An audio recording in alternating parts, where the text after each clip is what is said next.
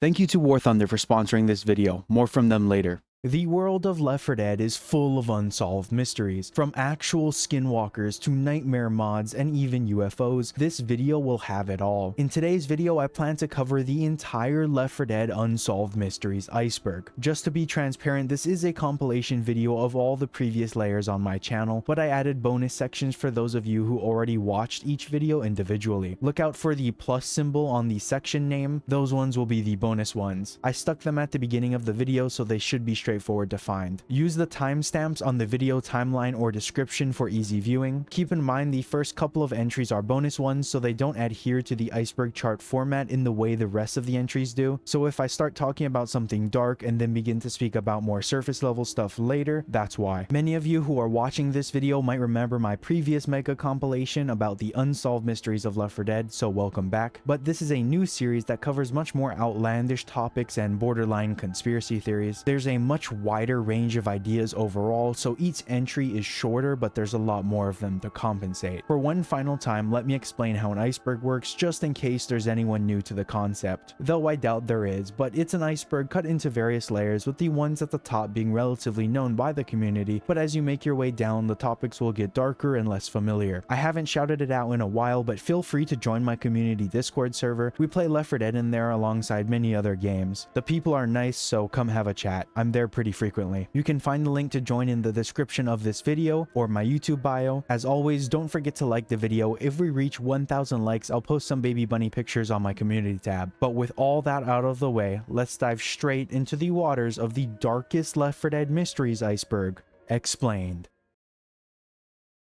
Starting off with the first bonus section, we have The Reaping. This entry is a reference to an alternate timeline within the Left 4 Dead universe. Imagine if instead of a rescue vehicle being guaranteed at the end of a campaign, it only had a small chance to spawn or relied on another factor, with most campaigns ending in the survivors' deaths. This is what I call The Reaping. There's a bunch of variations within the community on sites like Reddit, but players often describe this as a mechanic that was originally intended to be added, or something that was at least considered. I'm not entirely sure if that's true, so take it with a giant grain of salt. Think of a campaign like Dead Air. You'd fight through a burning city like normal until eventually stumbling across the airfield only to realize there's no plane. This mechanic could be based on time. For example, if you don't reach the final level with enough time, the plane could take off, leaving our survivors to hold out till the bitter end, or take another means of escape. From what I see online, this topic really just proposes death no matter what for every campaign, but that really wouldn't make sense in terms of writing and would be a pretty awful gameplay mechanic.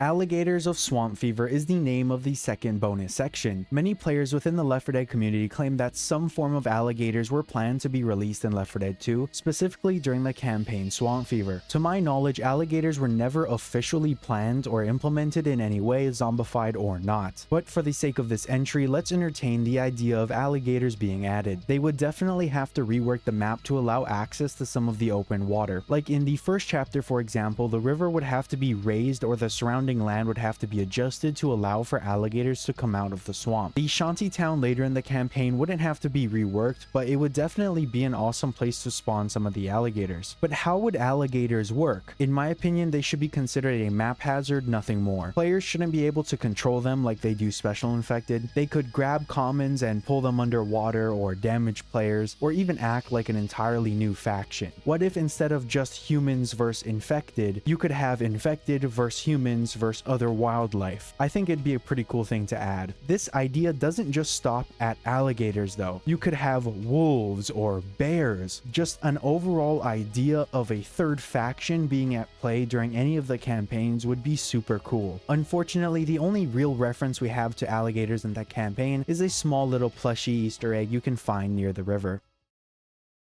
Starting off on the very top layer, the first entry is Keith. Most of you probably know who this is already, so let's keep this entry fairly short. Keith is a character that is consistently referenced by Ellis. Ellis likes to tell stories, likely as a coping mechanism. Now, Keith doesn't actually appear in the game. There's no character model for him, or even any voice lines. Most players speculate Keith doesn't actually exist, citing that the only evidence of his existence exists through Ellis. And Ellis is an extremely unreliable narrator. There's times where he he tells stories so outlandish they have to be fake, and other times where he sort of just retells the same story but in a different way. If I had to guess, Keith was probably someone who was real at one point in time, however he probably ended up dying because of the infection, and Ellis never really came to terms with that, opting to instead tell stories about him, extrapolating the details to insane lengths to remember the good old times, rather than facing reality. If you want a more in-depth look with examples, check out my previous Unsolved Mystery series as I dive deeper on that topic there. The next entry on the iceberg is titled Left 4 Dead Cinematic 1 is Darker, and it implies exactly what the title says. The Left 4 Dead 1 cinematic is darker. Valve only ever made 2 cinematics for Left 4 Dead 1 and 2 combined. The first one was released to introduce the first game, and the second one was released to introduce the second game. They've released other advertisement trailers for things like DLC, but nothing on the level of those first 2 trailers. A lot of people point out the fact that the first trailer is darker literally and figuratively. The Left 4 Dead 1 cinematic trailer takes place at night, near the first campaign, No Mercy. The music, combined with the fact that it only takes place at night, is a stark contrast to what we see in the second trailer. The second game trailer takes place almost entirely during the day, with the exception of any Dark Carnival clips. Its music is loud, bombastic, and rowdy. It almost makes you feel like an action hero. Some players complain that they ruin the tone of the second game by making it feel goofy with the trailer, but in my opinion, both of these trailers are amazing. They just set out to accomplish different things. I'm sure the team who made the cinematic didn't want to just do the same thing they did before. Personally, I am a bigger fan of the first trailer as it just speaks to what I envision as the tone of Left 4 Dead. And that's not to say they screwed up the tone of the second game at all. Far from it, they actually did an incredible job. But if you want a deeper analysis on the trailers for each game and each game as a whole, I made a video a few months ago titled The Forgotten Atmosphere of Left 4 Dead 1. It's a decent watch, give it a shot if you're interested.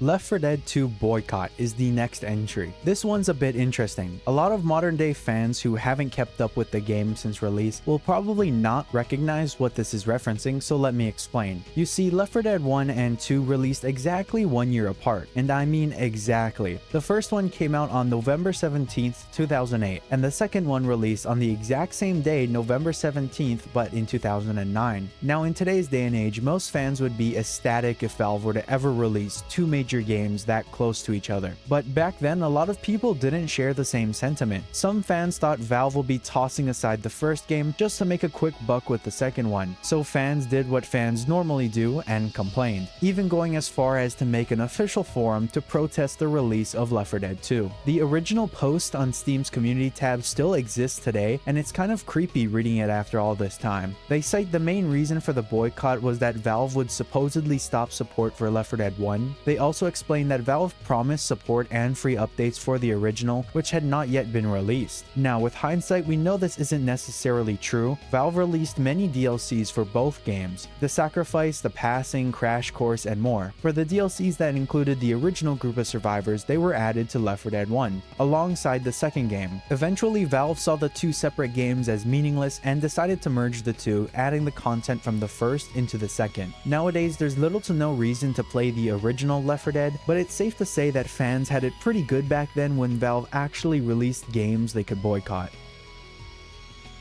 The next entry is a reference to a cut campaign for Left 4 Dead 1 called Damn It. I went into extreme detail on this campaign literally 2 videos ago, so if you want an extreme 20-minute breakdown on that campaign, go watch that. But for those of you who haven't seen that video, let me summarize some of the most important points. Between the events of Dead Air and Blood Harvest exists a narrative gap. Canonically, we don't know how they get to that campaign, as we see them just appear at the campground. Damn It was meant to bridge those campaigns, taking our survivors through Alligators National Forest and ending with Kinzua Dam. Kinzua Dam, by the way, was the set piece the map was named after. Today, you can find the official map on the Steam Workshop alongside remasters made by the community. Overall, it's a very interesting campaign. I wish we got to see it. It fit perfectly as a Left 4 Dead 20th anniversary gift, although I would appreciate another game for that milestone. It seems pretty unlikely. That's all I have to say. Once again, if you want more details, go watch that Damn It video. Let's move on. War Thunder is the most comprehensive vehicle combat game ever made, and is now available for free on PC, console, and mobile devices. Take command of over 2,500 tanks, planes, helicopters, and ships of 10 major nations, ranging from biplanes and armored cars of the 1920s to fighter jets and main battle tanks of today. Immerse yourself in the intense combat of War Thunder, where incredibly detailed vehicles, realistic graphics, and authentic sound effects place you right at the helm of the most powerful war machines of our time. War Thunder features a comprehensive customization system with countless camouflages, historical markings, and decorations for all types of vehicles, including community-created ones. Make sure to sign up using my links in the description and pinned comment. By doing that, you can get a massive bonus pack, available for new and returning players that haven't played for at least 6 months for PC and consoles. The bonus pack includes an exclusive vehicle decorator, Eagle of Valor, 100,000 Silver Lions, and 7 days of premium account. The bonus is available for a limited time only, so sign up now. What are you waiting for? Join a community of over 95 million players today by using one of my links in the pinned comment and description, and dive headfirst into the breathtaking experience that is War Thunder. With an unmatched wealth of high quality content to discover, there's simply no better game suited for fans of military history. The Green Flue is the title of the next entry and will be by far the most recognizable. It is another entry I just have to get out of the way for the sake of the Iceberg. I debated even putting it onto the Iceberg in the first place, but a lot of charts included it near the top, so I might as well cover it briefly. The Green Flue is the name given to the infection within the Left 4 Dead universe. Many players and content creators create theories based on the infection. Its origins largely remain a mystery, but in simple terms, it turns people into zombies, causing them to violently attack anyone that's not infected. What separates the Green Flue from your typical zombie virus is its mutations, but I'll dive deeper on that in a later entry. Let's just move on. A few of the icebergs I looked at had entries titled similarly to this one. I'm not 100% sure what they were referencing when they said safe room differences, but I'll give it my best shot. This could be a reference to the Left 4 Dead 1 campaigns and how they were ported over, although I'm pretty sure everything was kept the same. It could also be a reference to how assets were moved around in between the levels. When you begin a chapter, after you enter the safe room at the end of the previous level, you'll notice that some of the items in the room appear to move in front of the last door. I and most players believe this to be the survivors canonically moving things around the room to try and board up where they came from, in the hopes of stopping any infected that might try to break down the door. It's also a technique used by the devs to hide the fact that behind the door is just a pitch black void. There is another possibility this entry could be referencing, and that's the out-of-bound areas, particularly in the second game. Sometimes when you teleport to the new chapter, the previous level behind the safe room will just not make any sense. The most obvious example of this is the safe room that connects the third and fourth chapter of Swamp Fever. At the end of the third chapter, you have to run across this bridge to get into the safe room that's high above the ground. However, if you look through the safe room door into the next chapter, the area doesn't make any sense. There's bushes, trees, and ground that weren't in that position previously. It's a goofy oversight, but let's just leave it at that.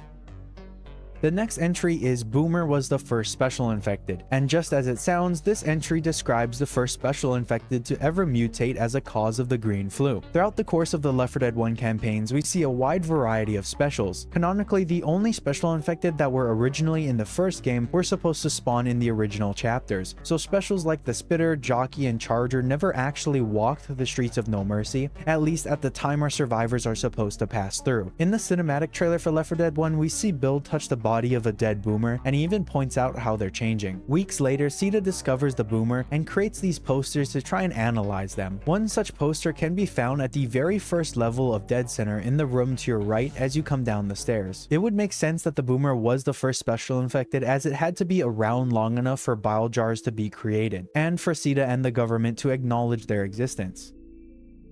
The next topic on my list is the Sacrifice comic. This is a pretty well-known piece of media within the Left 4 Dead community. The Sacrifice comic was a comic series that attempted to connect the events of Blood Harvest to the Sacrifice. The comic was split into 4 different parts. The first of the 4 parts was released on September 14th, 2010, after the release of the second game. Its release came about a month before the Sacrifice campaign would release. So not only did it serve as a sense of much-needed narrative for the first group of survivors, but it gave the players a chance to look at what's to come. Within Within the story of the Sacrifice comic, we get to see the origins of our original group of survivors. Each part of the comic tackles a new character. We see how Lewis discovered the infection through his office job, how Francis found out through his biker group, how Zoe had to tragically kill her father because of a bite, and lastly how Bill found out because he was in a hospital. Like I mentioned, the comic's main plot connects the ending of Blood Harvest to the beginning of the Sacrifice campaign. To summarize its major plot points, our survivors get taken to an outpost and are held by the military. The base eventually gets overrun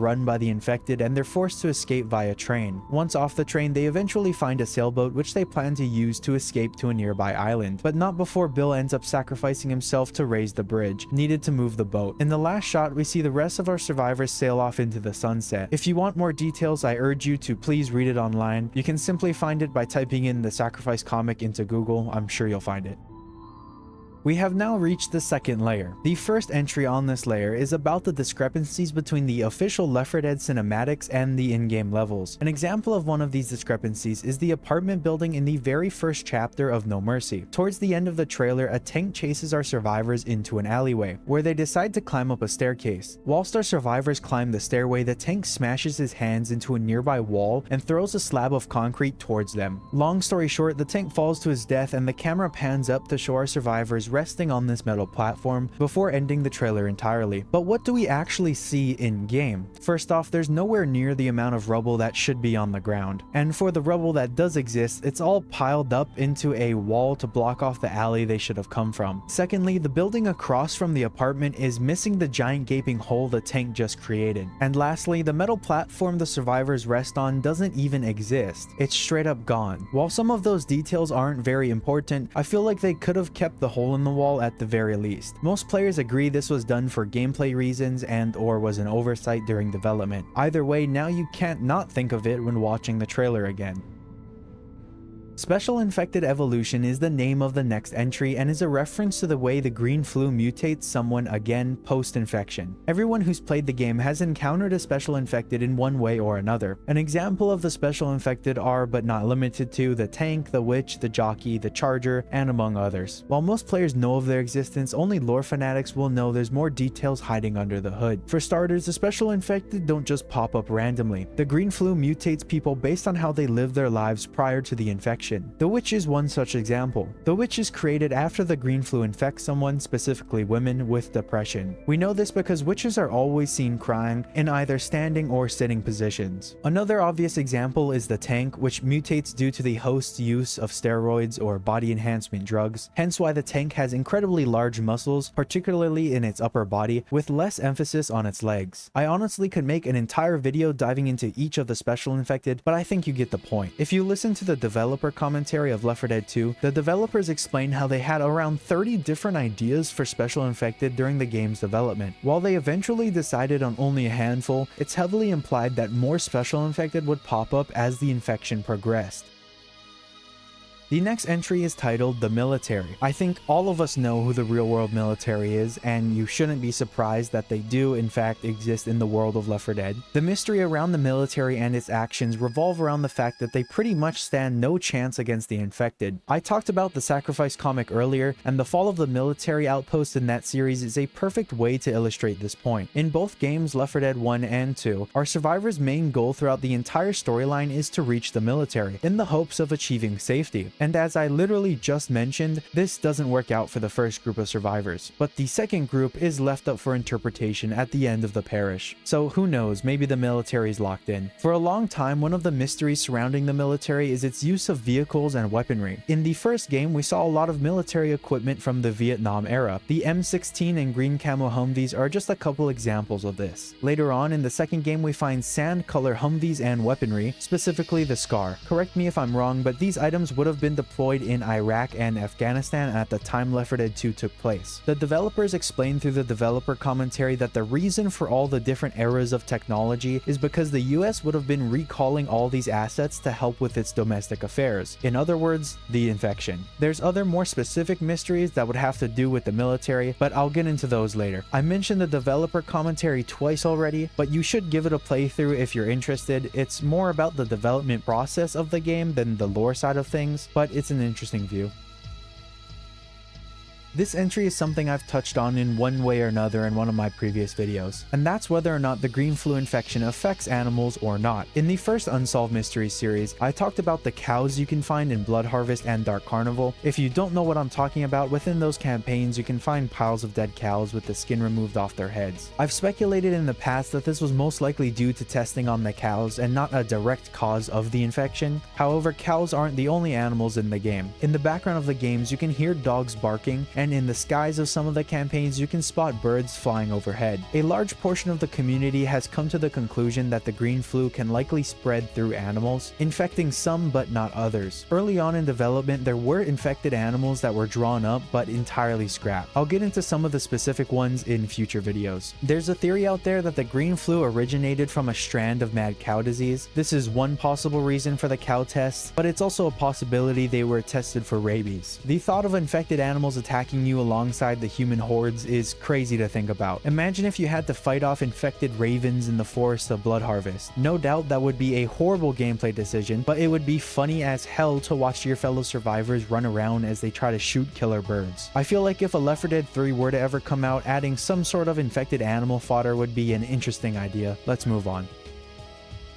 The topic of whether or not the infected eat is highly debated within the Left 4 Dead community. Why does this matter? Well, in one of my previous videos titled The Withering Theory, I proposed the idea of all the infected dying out due to starvation, just like in the 28 Days Later franchise. The point of contention within the community is simple: do they eat or not? Players who believe they don't eat point out that we never see them eat in the games. While the infected have a wide variety of idle animations, none of them seem to depict the infected eating any kind of food. Other players argue that while we never see them eating, that doesn't mean that they don't eat at all, arguing that they could just be eating off screen. Personally, I believe they just don't eat, because I think if the developers wanted to imply that idea, they would have just mocapped an actor eating something. This debate has developed into a larger argument because of the bigger implications I mentioned. Whether or not they eat will decide if waiting out the infection is a viable survival option, because if all the infected just starve, then why not just bunker down? It's an interesting thought experiment. I suggest you watch my Withering Theory video if you want a deeper dive on the topic.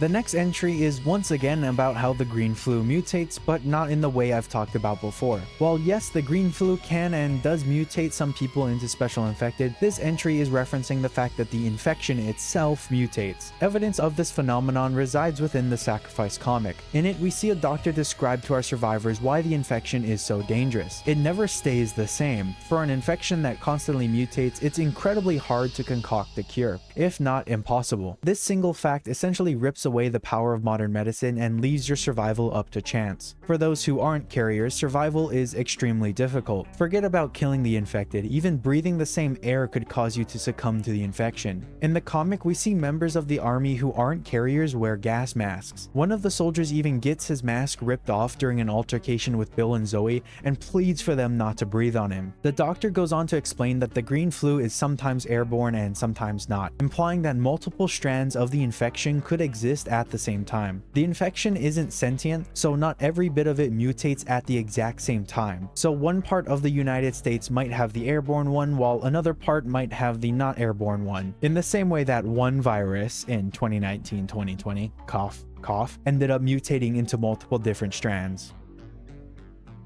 For the final entry on the second layer, we have how exactly did the Left 4 Dead 1 survivors meet? Ooh, this is a very good mystery. This is an idea I've been wanting to make an entire video on, but decided to just add it to this iceberg. This is truly a mystery, as the game never gives us a concrete answer. Don't just take it from me, take it from the developers. They mentioned in the developer commentary of the second game that they decided to dive deeper on the backgrounds of each character for that game because it wasn't something they really did in the first game. Sure, in the Sacrifice comic we see each of the survivors find out about the infection, but never exactly how they form their 4-player group. They just seem to go from not knowing each other to a decent group at the beginning of No Mercy. The trailer for Left 4 Dead 1 gives off the vibe that the group has been with each other for at least a few days before the time it takes place. How do I think they meet? Well, since I really have nothing to go off of, I'd say they probably stumbled into each other one at a time, rather than just collecting all at once. Zoe probably wandered out of her apartment and saw Bill on on the street. Francis may have seen them walking around town, and Lewis may have just spotted them fighting. Like I said, we don't have anything to go off of essentially, but let me know what you guys think down below. One of my friends and fellow YouTubers, Payne TJM, made a video on this topic, so check out that video if you're interested.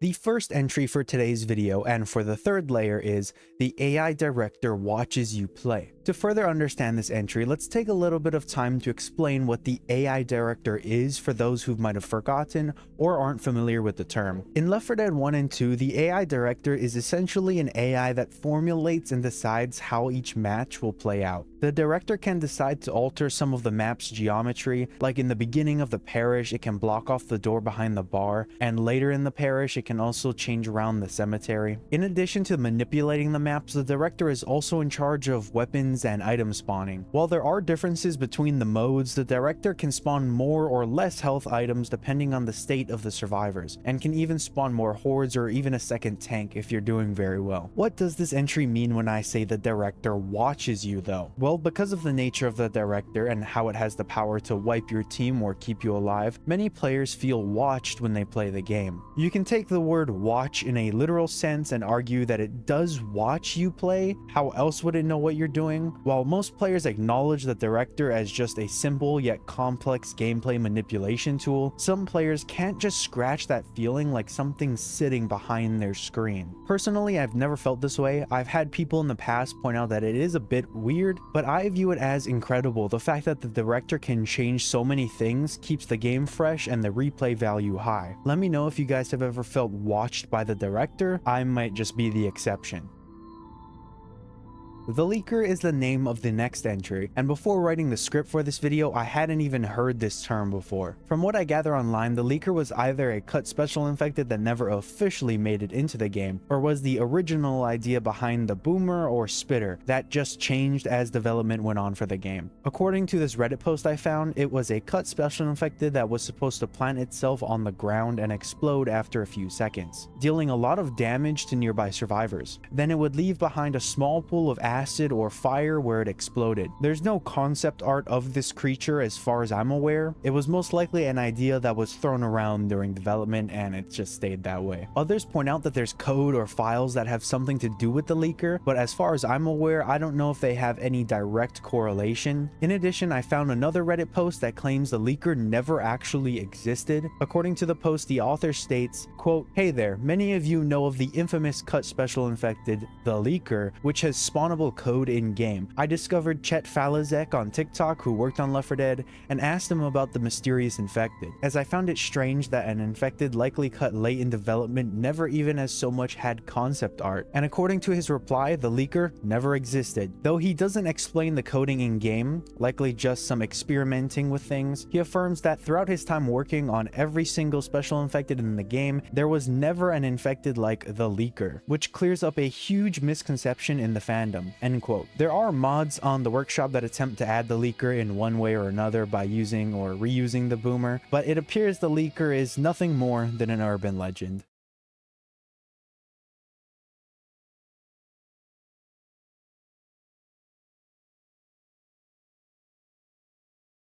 The next entry is another one of those topics I didn't really know existed until I had a chat with one of my fellow content creators and friends, Payne. This topic is about the white CETA agents in the parish. For those of you who have no idea what I'm talking about, let's discuss the normal uncommon infected versions first. Throughout the course of the Left 4 Dead 1 and 2 campaigns, there's a chance for uncommon infected CETA agents to spawn in. They only ever spawn in two different colors, yellow and green. Alongside the fact that they wear these puffy, bright colored suits, they're immune to fire. In the campaign Dead Center, you can commonly find them on the lowest level of the burning hotel. As we shift our attention back over to the parish, the CETA agents, if they spawn in the first place, will only spawn in as green or yellow. They're not incredibly common, but you can see them in like the first level, for example. However, if you make your way to the second chapter of the parish, you can find two dead white agents. As far as I'm aware, this is the only place you can find this coloration. What's their significance? Why is this important? Well, by the time our survivors make it to the parish, perished, the military has taken control. I've operated under the assumption that the military worked with CETA at this checkpoint in New Orleans, but what if they never worked with them? What if they completely replaced them? People in Louisiana would have been opposed to the idea of the military stepping in. We know this because of what they've done in some of the surrounding areas as well as the other safe zones. Thus, in order to fully take control, it's not outlandish to believe the military essentially cosplayed as CETA to gain the trust of the public only to bring them to their demise.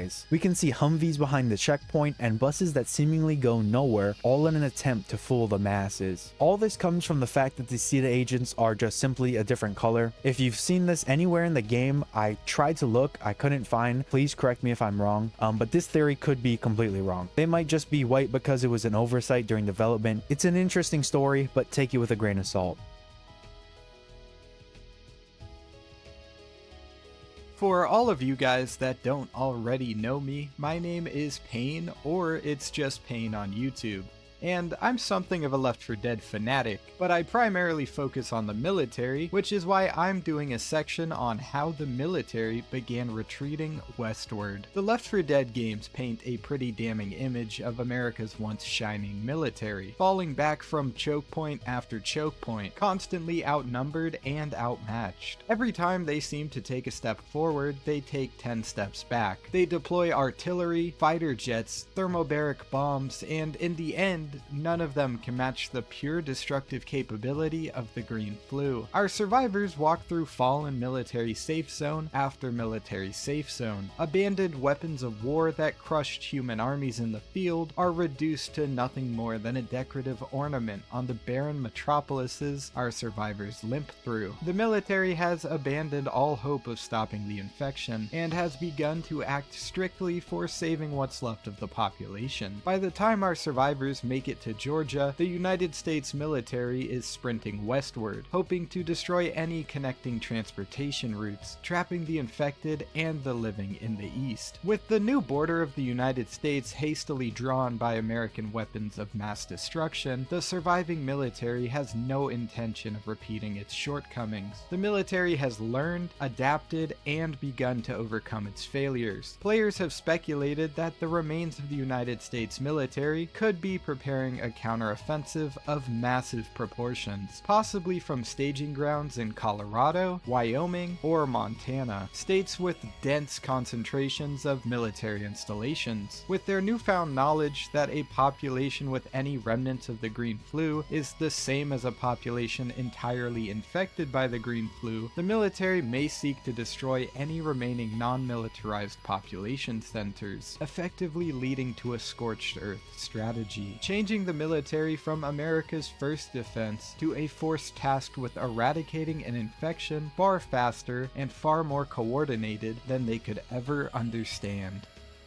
The Screamer is the next entry on my list, and similarly to the Leaker, it was a cut special infected. The Screamer was a special infected that had its arms bound in a straitjacket and would wander around until noticing survivors. Upon seeing the survivors, the Screamer would scream extremely loud, alerting nearby infected, thus spawning a horde. After screaming, the Screamer would run away, forcing players to follow it and take it down. To my knowledge, the first ever mention of the Screamer was in the Left 4 Dead 1 developer commentary. In that commentary, one of the developers describes the mechanics I told you about. They also mentioned that during the playtest for Left 4 Dead 1, playtesters would not understand what to do when faced with the Screamer, and that the running mechanic made it hard for new players to learn about the special infected before they were punished for not knowing its mechanics. After some more testing, the Screamer was eventually reworked into the Boomer, the special infected we all know and love today. The developers state that the reason they ended up with the Boomer and not the Screamer was because of what I mentioned earlier, but the Boomer breaks that rule that every player immediately defaults to: shoot anything that moves. In modern day, the Screamer is nothing more than a cut special, but it's interesting to know that the Screamer was far enough into development that playtesters actually got their hands on it. Like with the Leaker, you can find mods in the workshop that attempt to recreate the creature, but the Boomer is an overall improvement, so I don't see any reason to have it in other than a one-time experience. Let's just move on.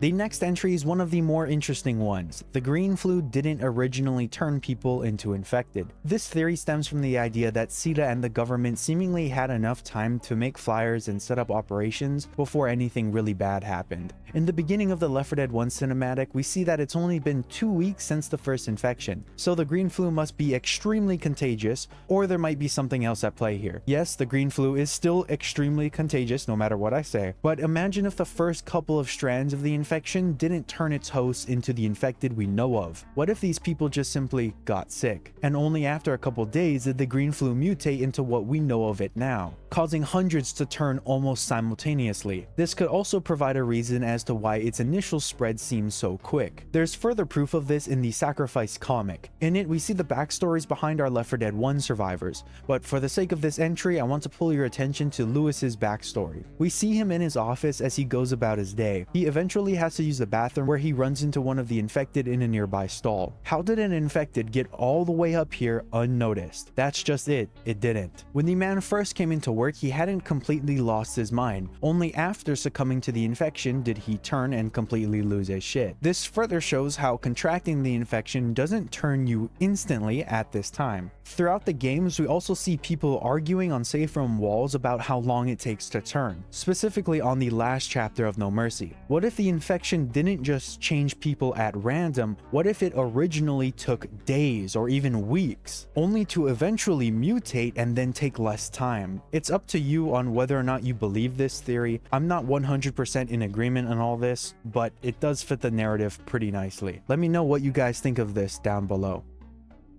Infected are hive minds. Now this entry is very interesting. For those of you who don't know what a hive mind is, let me explain it real quick. A hive mind is usually made up of multiple entities but only shares a single mind, as the name suggests. In other forms of media, the smaller details are a bit different. Like, some individuals can get cut off from the hive mind, but usually every individual that's a part of the hive mind can send and receive info from its leader. That's not to say there's one infected that rules them all, more so that they all experience and work together. Some players theorize that this is the case, that the experience of one infected could transfer to all the others via this hive mind. Personally, I don't believe in the hive mind theory myself. There's many reasons. For starters, you can come across multiple groups of infected in an area and only get the attention of a handful of them. There's usually a couple still wandering around or just lying about. If we were to assume that all the infected were part of this hive mind, why wouldn't all of them immediately turn and start targeting the player after a couple infected notice them? Some have pointed out that the evidence of this hive mind exists through the special infected. Take the Spitter for example. The Spitter was a special infected that mutated later on in the canon at the time of the Left 4 Dead 2 campaigns. The government would have been deploying riot police, and in response the hive mind could have evolved some of the infected into a Spitter to counteract humanity in some sort of way. I think the Spitter and all the other special infected mutations for that matter are a result of the rapid mutation of the green flu, and not because the hive mind decided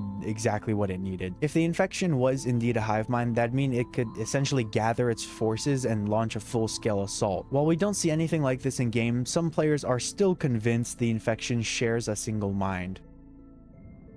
The next entry is about another video game, Payday, and its ties to Left 4 Dead. Many of you might remember that I talked about this in the other series, so I'll try to keep it short. In Payday 1, there was a DLC introduced into the game that saw the player enter No Mercy Hospital to complete some sort of high priority mission. Upon loading into the game, you can spot Bill in the elevator. It's not a 100% chance, but there is a decent possibility. Throughout the mission, the players can explore a version of No Mercy Hospital, as the developers inevitably had to make changes to the layout for the purpose of gameplay reasons. According to some players, you can hear a witch inside a nearby room. I haven't played the game in a while, but I faintly remember hearing this. The mission essentially has you extract samples from a patient and then analyze it. After finding the right sample, the player is forced onto the rooftop where they make escape via helicopter. When I originally talked about this level, I got a whole bunch of different theories in my comment section. A lot of players believe the Payday crew is responsible for the outbreak due to this mission. I feel like I shouldn't really have to say this, but some players truly believe the universe is connected. In the same way Dead by Daylight has Left 4 Dead characters in it, it's just a crossover and nothing much more. It is an interesting thought to entertain, but I won't lie, some players just take it a bit too far. I think it was a fun DLC, that's about it. Let's move on. We have now made it to the 4th layer. The first entry on this layer is Lost E3 builds. This entry is a reference to the versions of Left 4 Dead 1 and 2 that were shown off at the E3 conventions, and how those versions of the games are lost to time, unfortunately. Just in case you didn't know, E3 or Electronic Entertainment Expo was a major annual trade show for the video game industry, primarily focusing on showing off games and new hardware, similarly to the Game Awards, just without the awards part. You can find footage online that uses assets from these builds, but to my knowledge you can't play them in any way. Since these builds existed earlier on in development, there are a lot of differences. Most notably are the character designs for each of the survivors. The Left 4 Dead 2 survivors had their clothing colors completely changed. Coach dons this bright blue and yellow shirt instead of his purple and sand colored one. Rochelle's shirt is bright and orange instead of pink. Ellis's shirt is white while his jumpsuit is orange. In the background of the trailer you can also notice changes to the levels. It's hard to make out because the footage is so old. You can also find gameplay from E3 as well. One of the biggest differences I noticed was the hand movement. It's the one they used in Left 4 Dead 1. While it's an interesting look back on the very little amount of information we have about these builds, it's sad that we'll never fully be able to experience them in their true glory. Modders have taken it upon themselves to add the differences throughout the workshop, but nothing would be as good as getting our hands on one of these builds.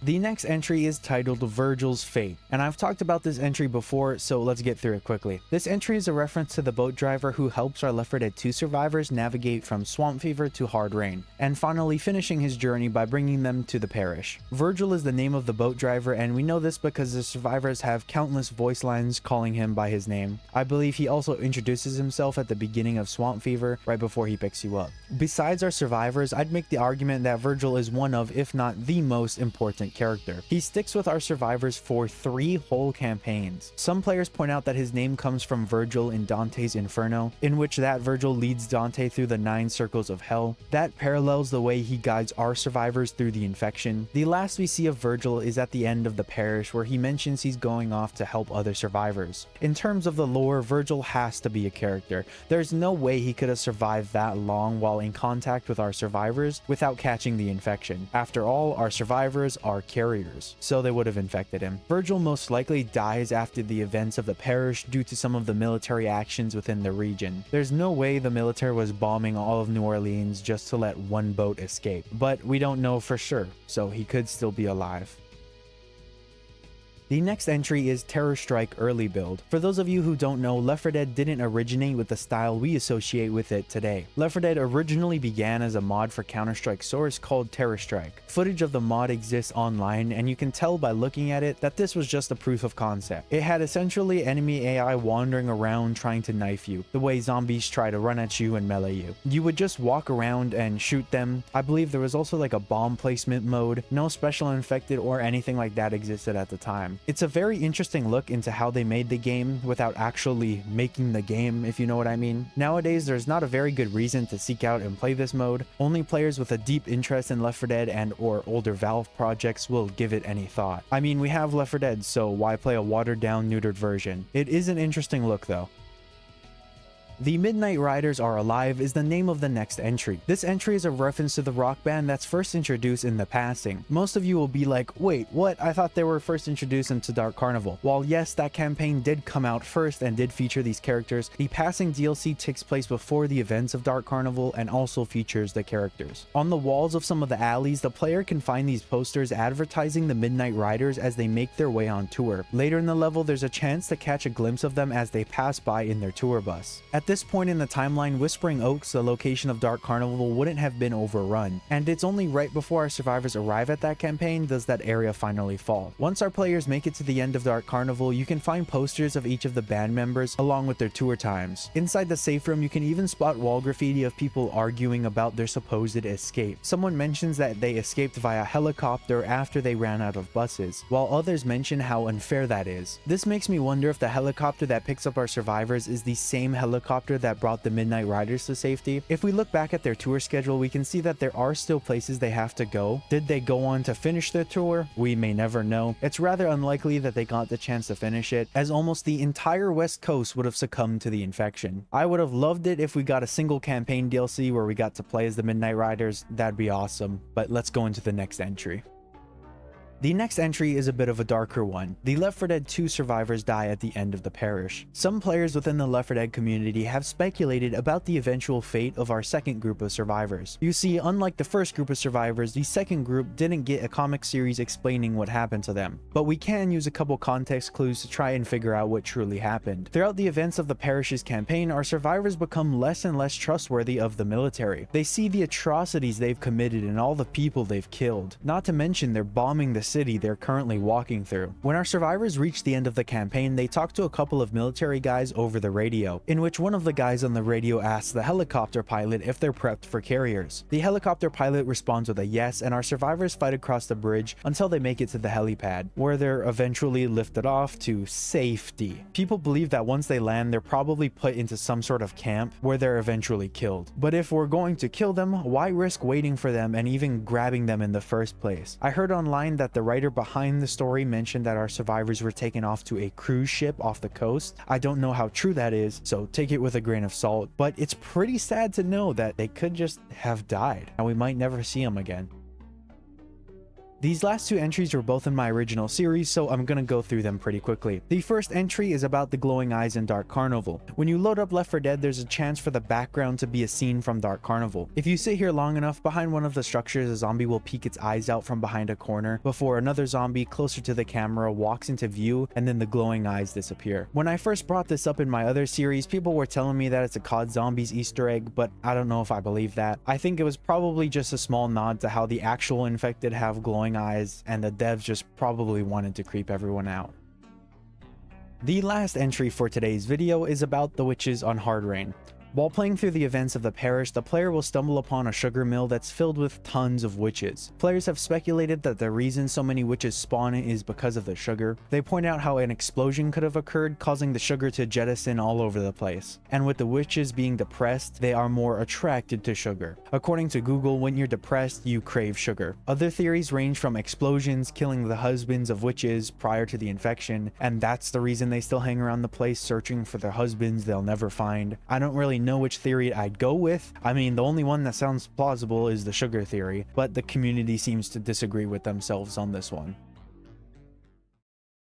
The first entry on the fifth layer is titled Left 4 Dead 2 Retconned Left 4 Dead 1. Many of you might have not realized this happened, so let me explain. In the original game, the Left 4 Dead 1 special infected were supposed to be the only specials at that point in the timeline. Only by the time of Left 4 Dead 2 did the green flu mutate to create more specials like the Jockey, Spitter, and Charger. Canonically, at the time our survivors walked through the streets of No Mercy, they would have never seen a Jockey or a Charger. The only campaign they probably did see them in would be the Sacrifice, as that's the farthest point in the timeline because it crosses over with the beginning of the second game. Some of you might be saying, but wait, Cookie, don't they have voice lines talking about the new specials in campaigns like No Mercy? And you'd be correct. But all those details and assets were placed into the original once Left 4 Dead 2 came out to accommodate all the new features, thus retconning a portion of the lore. There's two other smaller details, the Ceta agents and bile jars. Both weren't originally in Left 4 Dead 1 and are just more examples of the second game shoving its features into the first. Ceta definitely was active during the events of the first game, they were just never added until Left 4 Dead 2 came out so they can get a pass. However, bile jars were something specifically created later on once the government had time to analyze the boomer. So once again, canonically, we wouldn't ever find any bile jars within the majority of the Left 4 Dead 1 campaigns. I want to make it clear that I don't think these features are bad in any way. Heck, the game would be a lot more boring without them, but their introduction into the first game retcons some of the lore, and in other cases just doesn't make any sense. Let me know what you guys think of this, but let's move to the next section.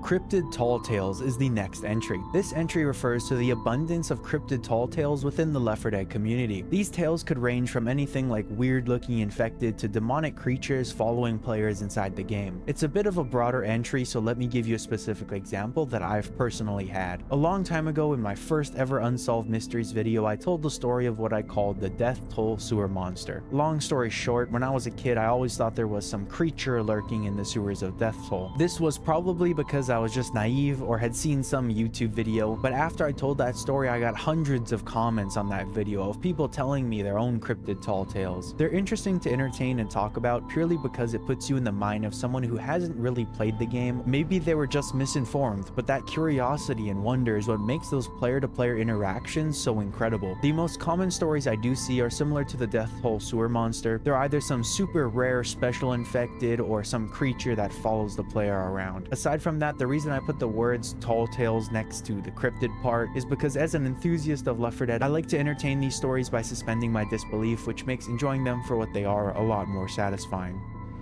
Sound affects the infection. This seems to be a smaller theory within the Left 4 Dead community. At first, I didn't know what to think, so I messaged my friend Payne about it, and he articulated it pretty well, so I'll read what he sent me first, then I'll add on after. Quote, "Okay, I'm not really sure what you mean about sound affecting the infection, but one of the specific theories I've heard is that one of the chemicals in your body, probably adrenaline, is actually tied to how quickly you are infected by the green flu, because obviously to an extent the virus taps into that, causing rage and extreme strength/energy, which can almost certainly be a result of adrenaline. Not to mention, in the church, obviously the guy is not fine, but he's doing pretty well until he begins ringing the bell. Then boom, he's infected. Now it could be a coincidence that the survivors arrived as soon as he turned, or it was the actual ringing of the bell that causes his transformation. In my opinion, that's definitely up to your interpretation. And then the last piece of evidence that we could see is sort of disjointed, but the idea is that the people in the hotel during Dead Center were human until the helicopter arrived, which is a loud noise, and then they all quickly turned, becoming infected. Because it's clear the helicopter left in a hurry, but why would it have touched down at all if the infected had already taken over the hotel? Obviously, the people in the hotel weren't scaling the walls, because if they were, they would have been on top of the hotel. Windows would have been broken where they entered, which they weren't, meaning it's possible the people in there transformed as a result of the helicopter's sound itself. Again, it's very reliant on your own perspective, but that's the gist of the theories I've heard." End quote. Personally, I'm not too sure I believe this theory.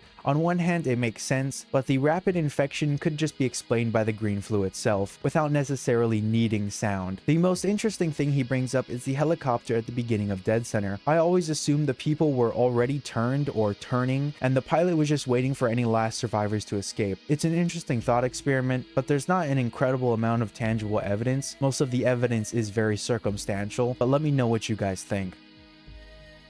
Disembodied voices. This refers to the weird, unexplained voices you can sometimes hear in the Left 4 Dead campaigns. It might not happen all the time, but players report that throughout a lot of the campaigns, you can hear what sounds like people mumbling, talking, or even crying, but you can never actually see them. I've only ever experienced this once, and you can recreate it for yourself. If you go to the 4th chapter of the parish and sit at the top of these stairs, turn your volume all the way up, and wait. You'll eventually hear what sounds like a girl sobbing. I do want to warn you though, jets will be bombing the city as you stand here, so just prepare your ears to be exploded a couple times.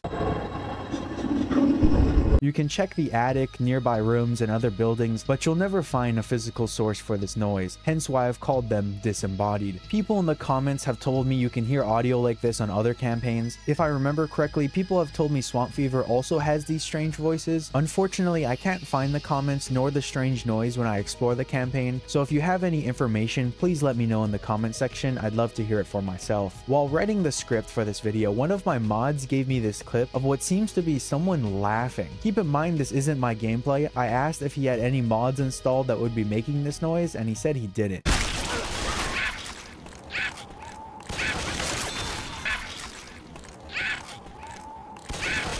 The most reasonable explanation for some of these voices are people who were left for dead. I'm sorry, but for real this time, people who were left behind during the infection. Some argue it's more paranormal in nature, and due to the strangeness of these voices, I can't necessarily disagree, but maybe we'll find an explanation one day. Purple Francis. Oh boy, where do I even start with this one? Purple Francis was a meme within the Left 4 Dead community for a while. I can't quite describe it myself, so let me read you an excerpt from the Left 4 Dead fan in Wiki. Quote, "Purple Francis is a playable character in Left 4 Dead. He looks mostly like the character Francis, but he has a purple hue to him. He owned a root beer factory before the apocalypse and had 3 children and a wife. Purple Francis doesn't really show much character outside of small conversations and reactions to the other survivors dying." End quote. I wouldn't go as as far to say Purple Francis was a cryptid. If we continue reading the wiki entry, it becomes abundantly clear that yes, it was a joke. Quote, Purple Francis was originally not meant to be a playable character, but after Mark Laidlaw, writer for the Half-Life series, requested he be put into the game, the developers of Left 4 Dead put him into the game, which is regarded as Turtle Rock Studios' best move at the time. Purple Francis at first received a negative reaction for at first looking as if he was just a recolored Francis. The reaction soon turned positive when he spoke for the first time. It was reported that approximately 10 people passed out at the first hearing of his voice. End quote. While it's fun to joke about this Purple fucking Francis guy, researching the topic for the script has been a wild ride. At first, I couldn't tell if people were taking this seriously or not. Ultimately, he's just a fake fifth survivor. You can find mods in the workshop, but it's nothing too interesting. Hey guys, it's Payne here. Cookie told me if I ever want to see my family again, I'd have to do another section. So, here I am. This next section, titled The Military in Left 4 Dead 1 is the National Guard, posits that the military we encounter in the first Left 4 Dead is not the United States regular forces, but the state-run National Guardsmen. As you play through Left 4 Dead 1, I encourage you to take note of the equipment being used by the military. We find M60s scattered around the maps, a weapon that was taken out of service in the early 1990s. This signals one of two things. Either the military is utilizing its outdated surplus weaponry, or the National Guard is the entity we see fighting the infection in the game. The latter is more likely for multiple reasons. One, the soldiers we see in the game are lacking any sort of combat armor. They're equipped with their camo uniforms, and that's it. The Humvees in Left 4 Dead 1 also all utilize a specific camo pattern, a woodland camouflage. Military vehicles of the time were being painted with a desert camouflage, due to the fact that the greater armed forces were engaged in combat in Afghanistan and Iraq. If we take a look at small arms weaponry throughout the games, you'll also notice the M16A2, which for one reason or another fires fully auto, more like the M16A3. This weapon was largely phased out in the early 2000s. And finally, at the end of Blood Harvest, the survivors are picked up by the National Guard in a Finnish XA-180 armored personnel carrier, which appears to have been retrofitted for biohazard operations. The National Guard is often given outdated weaponry or previously phased out weaponry, as their role is traditionally to put down civil unrest or act as federal law enforcement in times of unrest. Compare the weaponry we see in Left 4 Dead 1 to the military presence in Left 4 Dead 2, and you'll notice that we don't see the regular armed forces until the Parish campaign. The military utilized fighter jets like the FA-18 Raptor and the CH-53E Sea Stallion, two relatively modern vehicles equipped with weaponry that far outpaces the military in the first game. This is likely why we see the military being crushed by the infection until it's too late. The next entry on my list is Half-Life and Left 4 Dead are connected. Personally, I don't think they are, but let's dive into some of the reasons players might think that way. The biggest one I see floating around is the fact that all these games are made by Valve. That's literally it. I hate to be the bearer of bad news, but just because games are made by the same developer doesn't mean they have to be in the same universe. There are other theories. For example, many point out that the outbreak in Left 4 Dead could have originated from the Black Mesa facility. Now, while I've played the first Half-Life game, I'm not incredibly well versed in the universe of Half-Life, so correct me if I say anything wrong. From what I see online, the Black Mesa incident, for those of you who don't know what that is, it's this huge snowball effect where the main character Gordon Freeman and his fellow scientists cause a resonance cascade, which is just fancy wording for boom, huge explosion, alien invasion is now happening. This takes place possibly around the year 2000, but I see different sources citing different years, so it might take place slightly before or after. Now let's focus our attention back to Left 4 Dead. Left 4 Dead takes place in 2008, 2009, 1999. It's possible Left 4 Dead could be an alternate timeline of the Half-Life universe where the Resonance Cascade event never took place, and instead the scientists at Black Mesa continued experimenting on the aliens. Those experiments could have given us the green flu, thus causing the events of Left 4 Dead to take place. There are other theories out there, but this is the one I found to be the most convincing in favor of this connected timeline argument. Like I said, I personally think they aren't connected in any way, they simply take place in different universes. If you agree or disagree, let me know. You guys always keep me up to date.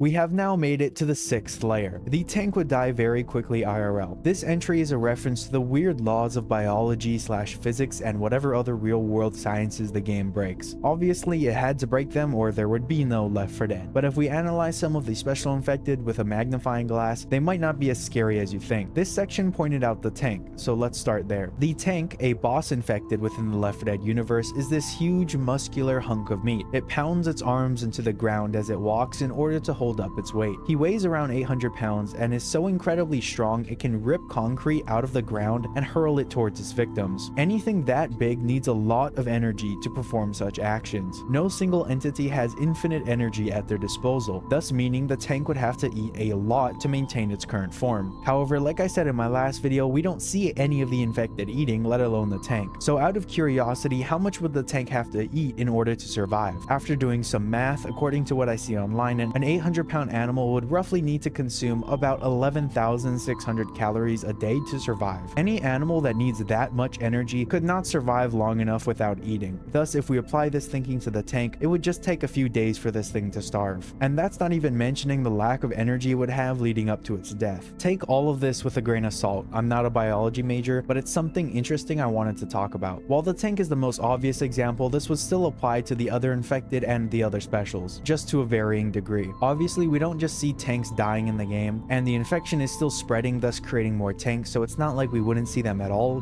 just that they definitely wouldn't live very long.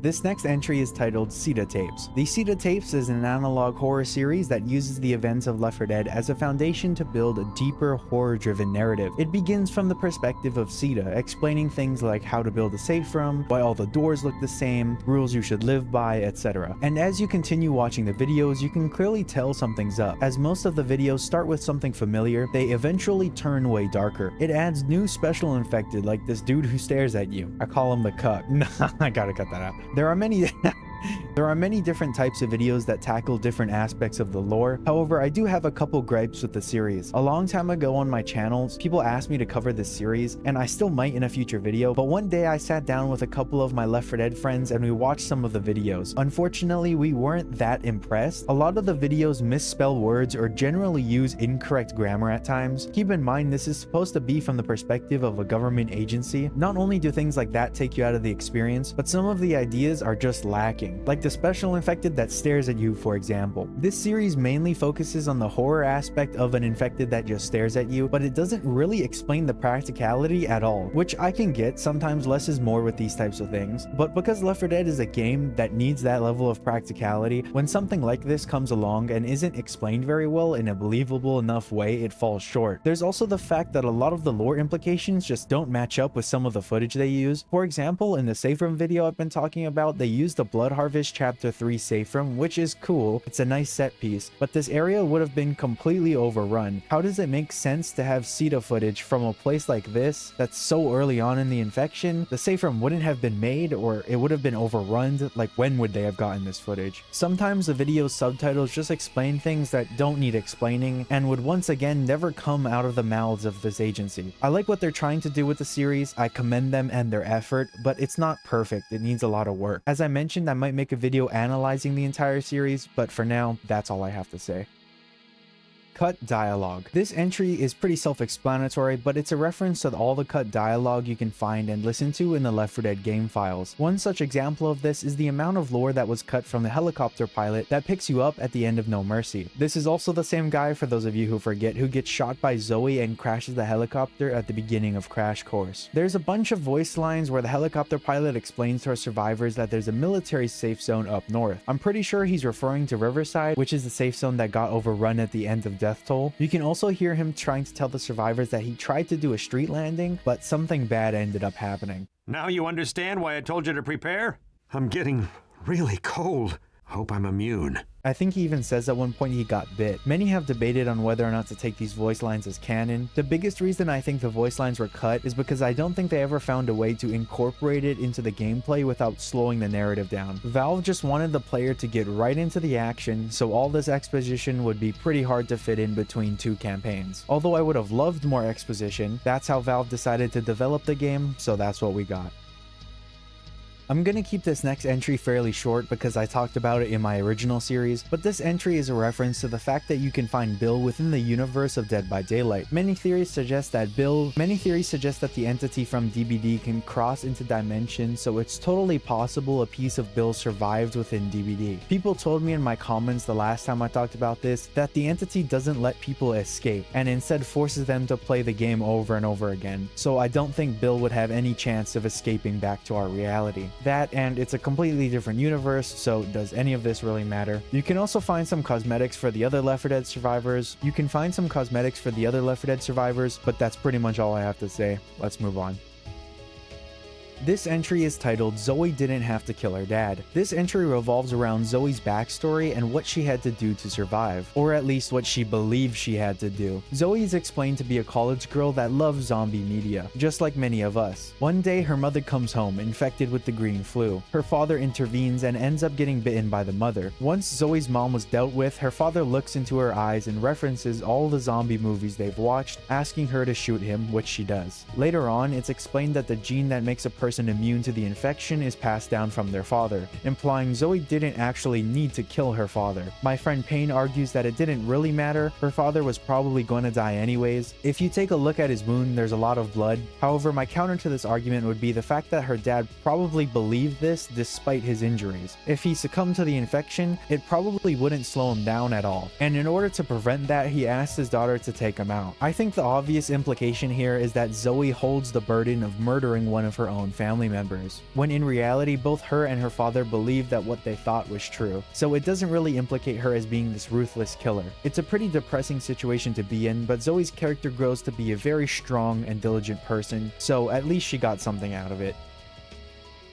Left 4 Dead 3. Oh boy, where do I even go with this one? Left 4 Dead 3 would have obviously been the next installment, but did you know Valve actually did work on it at one point in time? You can find some leaked screenshots online. The screenshots depict Morocco. You can see deserts and entire levels built. Many people jumped to criticize what they saw, saying how this isn't Left 4 Dead at all, and some of the leaks suggest that it was a more open world video game in nature, so it'd be straying away from the gameplay we love. I don't know, personally the game never even came out, so how can you criticize a game that never fully came to release? I don't think a lot of people gave what they saw a fair shake, and again, this is Valve, so let's be so for real, it would have been a masterpiece. From what I understand, the last build of Left 4 Dead 3 was cancelled in 2013-2014, and Turtle Rock left in 2010, so we can at least rule out that Turtle Rock not working with them was the reason why we never got the game. From what I can tell, the main reason development stopped for Left 4 Dead 3 was because of the source engine limitations at the time. It couldn't keep up with the large open world vision they had, thus they couldn't further development. I really hope we see something one day. I think a lot of people might have misunderstood what they meant by open world, maybe like multiple branching missions and mission level design rather than just the streamline that we got in Left 4 Dead 1 and 2. Maybe not like Ubisoft, GTA style of open world. I'm sure Valve would have made it interesting.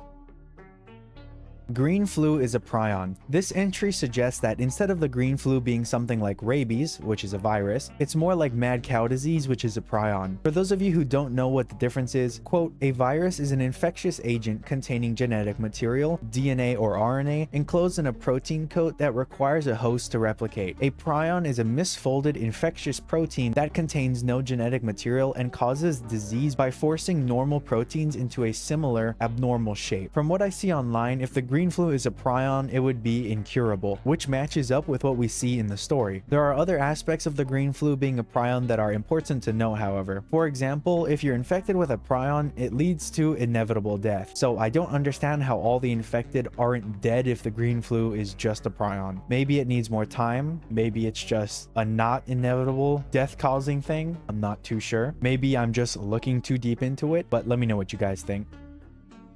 For the last entry in today's video, we have nightmare mods. I recently did a stream where I played with a couple friends trying out the mod pack. It's pretty fun. You can find it by going on the Steam Workshop and typing in nightmare. There's like 160 something mods in the pack, so it majorly changes up the game. I really enjoy playing it. It flips the gameplay on its head and forces everyone to slow down and think. Of course, you have your super loud and outright busted infected, but it tweaks the game in a lot of ways you might not realize. For example, ammo isn't infinite. You can only pick up one gun from gun spawns, so it really focuses the gameplay on resource management instead of just using things whenever. And yes, for those of you wondering, this is where the famous Skinwalker Zoe originates from. The witch in this mod is replaced by a Skinwalker who takes the form of Zoe, talking and mumbling to herself. Be careful though, as she can wipe your entire team if she notices you. My favorite part of the mod is that it randomly puts obstacles and new holdout events within each map. It can randomly spawn new cars, force closed doors. Randomness is really incredible. The replay value is insanely high. Like I said, check it out if you haven't.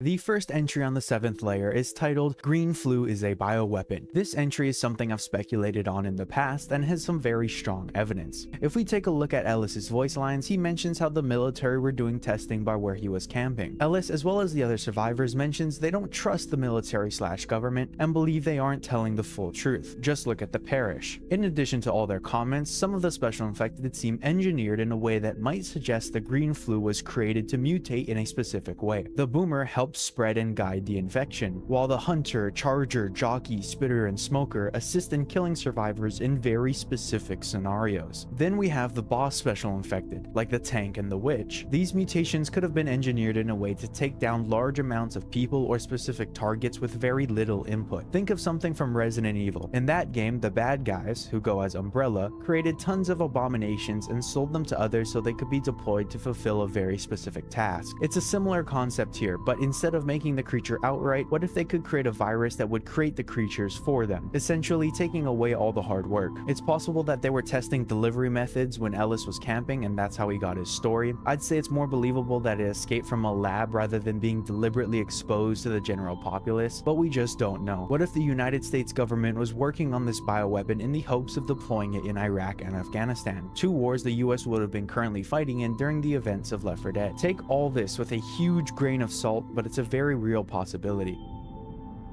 Infected are still alive. This entry has to do with the fact that the infected aren't just zombies, they're infected. Hence the name. By all intents and purposes, they're very much still human, just being controlled by the green flu in a way. Valve has another game franchise with a similar working faction, Half-Life. In Half-Life, there's a creature called the head crab. They are what makes these zombies in that game. They latch onto the head of a person and take control of the nervous system, puppeting them around. If you listen to these zombies, you can hear people screaming and talking as if to try and communicate with the player, but to no avail. While the green flu doesn't necessarily work in the same way, some argue they're very similar conceptually. When someone is infected with the green flu, they don't always mutate into an abhorrent creature like some of the special infected. Some of the common infected can be seen walking around, laying down, and fighting with each other, all signs that point to them being more than just mindless zombies. However, if we argue that some of these infected are still alive, would there be any cure for them? Unfortunately, not that we know of, because according to the Sacrifice comic, the government has been trying to develop a cure, but nothing's come of it. Maybe sometime farther down the timeline, some of the commons might be able to be cured, but for now, they're more likely all going to have to be killed.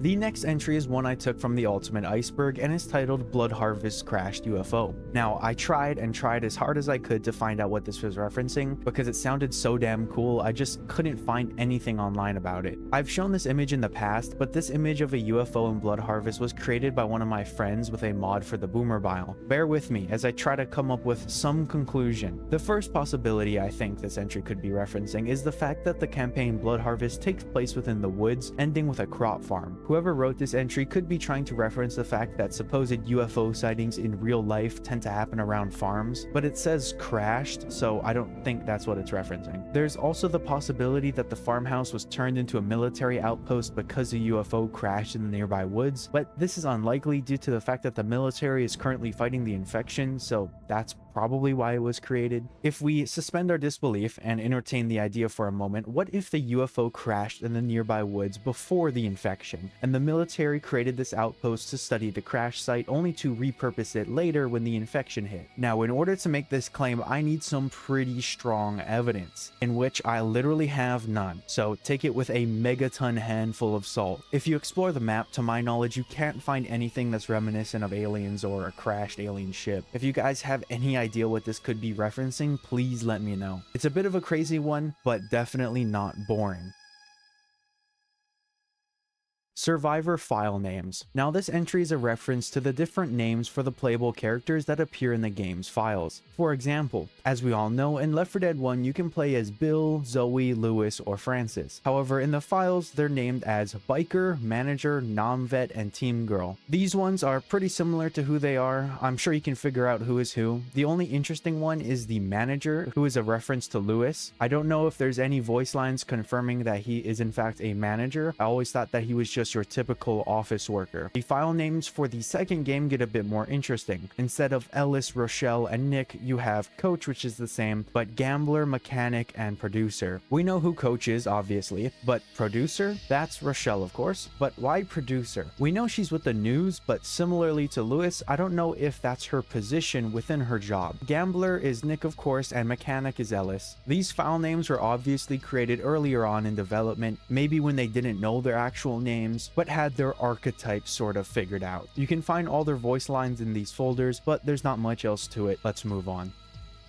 Yo, what's up guys, it's Payne again. Cookie promised he'll let me have food for the first time in weeks if I did another section, so here we are. The next entry on the Iceberg claims the military is creating a carrier army. This is an interesting theory, but very unlikely. We see evidence that the military is rounding up carriers throughout Left 4 Dead 2, and I think it would be a nice fairy tale ending to have them create a fighting force immune to the green flu, but as we see in the parish, particularly part 2, that isn't the case. In the parish, there is a message in the safe room that says, "I've been here a week, and they're shipping out people who just got here." Someone replies, "Those are carriers." This implies that the military was indeed rounding up carriers. However, as we progress through the chapter, we can find a mass execution site where those carriers were likely taken. It's likely this was an attempt at a quarantine. As we see through the third part and fourth part of the parish, a massive portion of New Orleans has been quarantined, and it's likely this is where the carriers were sent to. They pose too great a risk to the uninfected population, and the military probably realized that, but far too late. You have to understand how quickly the illusion of control dissolved. The US government went from a fully coordinated governmental body to a decentralized tyrannical military state in a matter of 2 weeks. We don't know exactly what led to the shift of quarantine policy, or if maybe the carriers were originally collected for this righteous anti-green flu army and then executed as the government broke down, but what we do know is that the government was effectively crushed in the eastern US by the end of Left 4 Dead 2.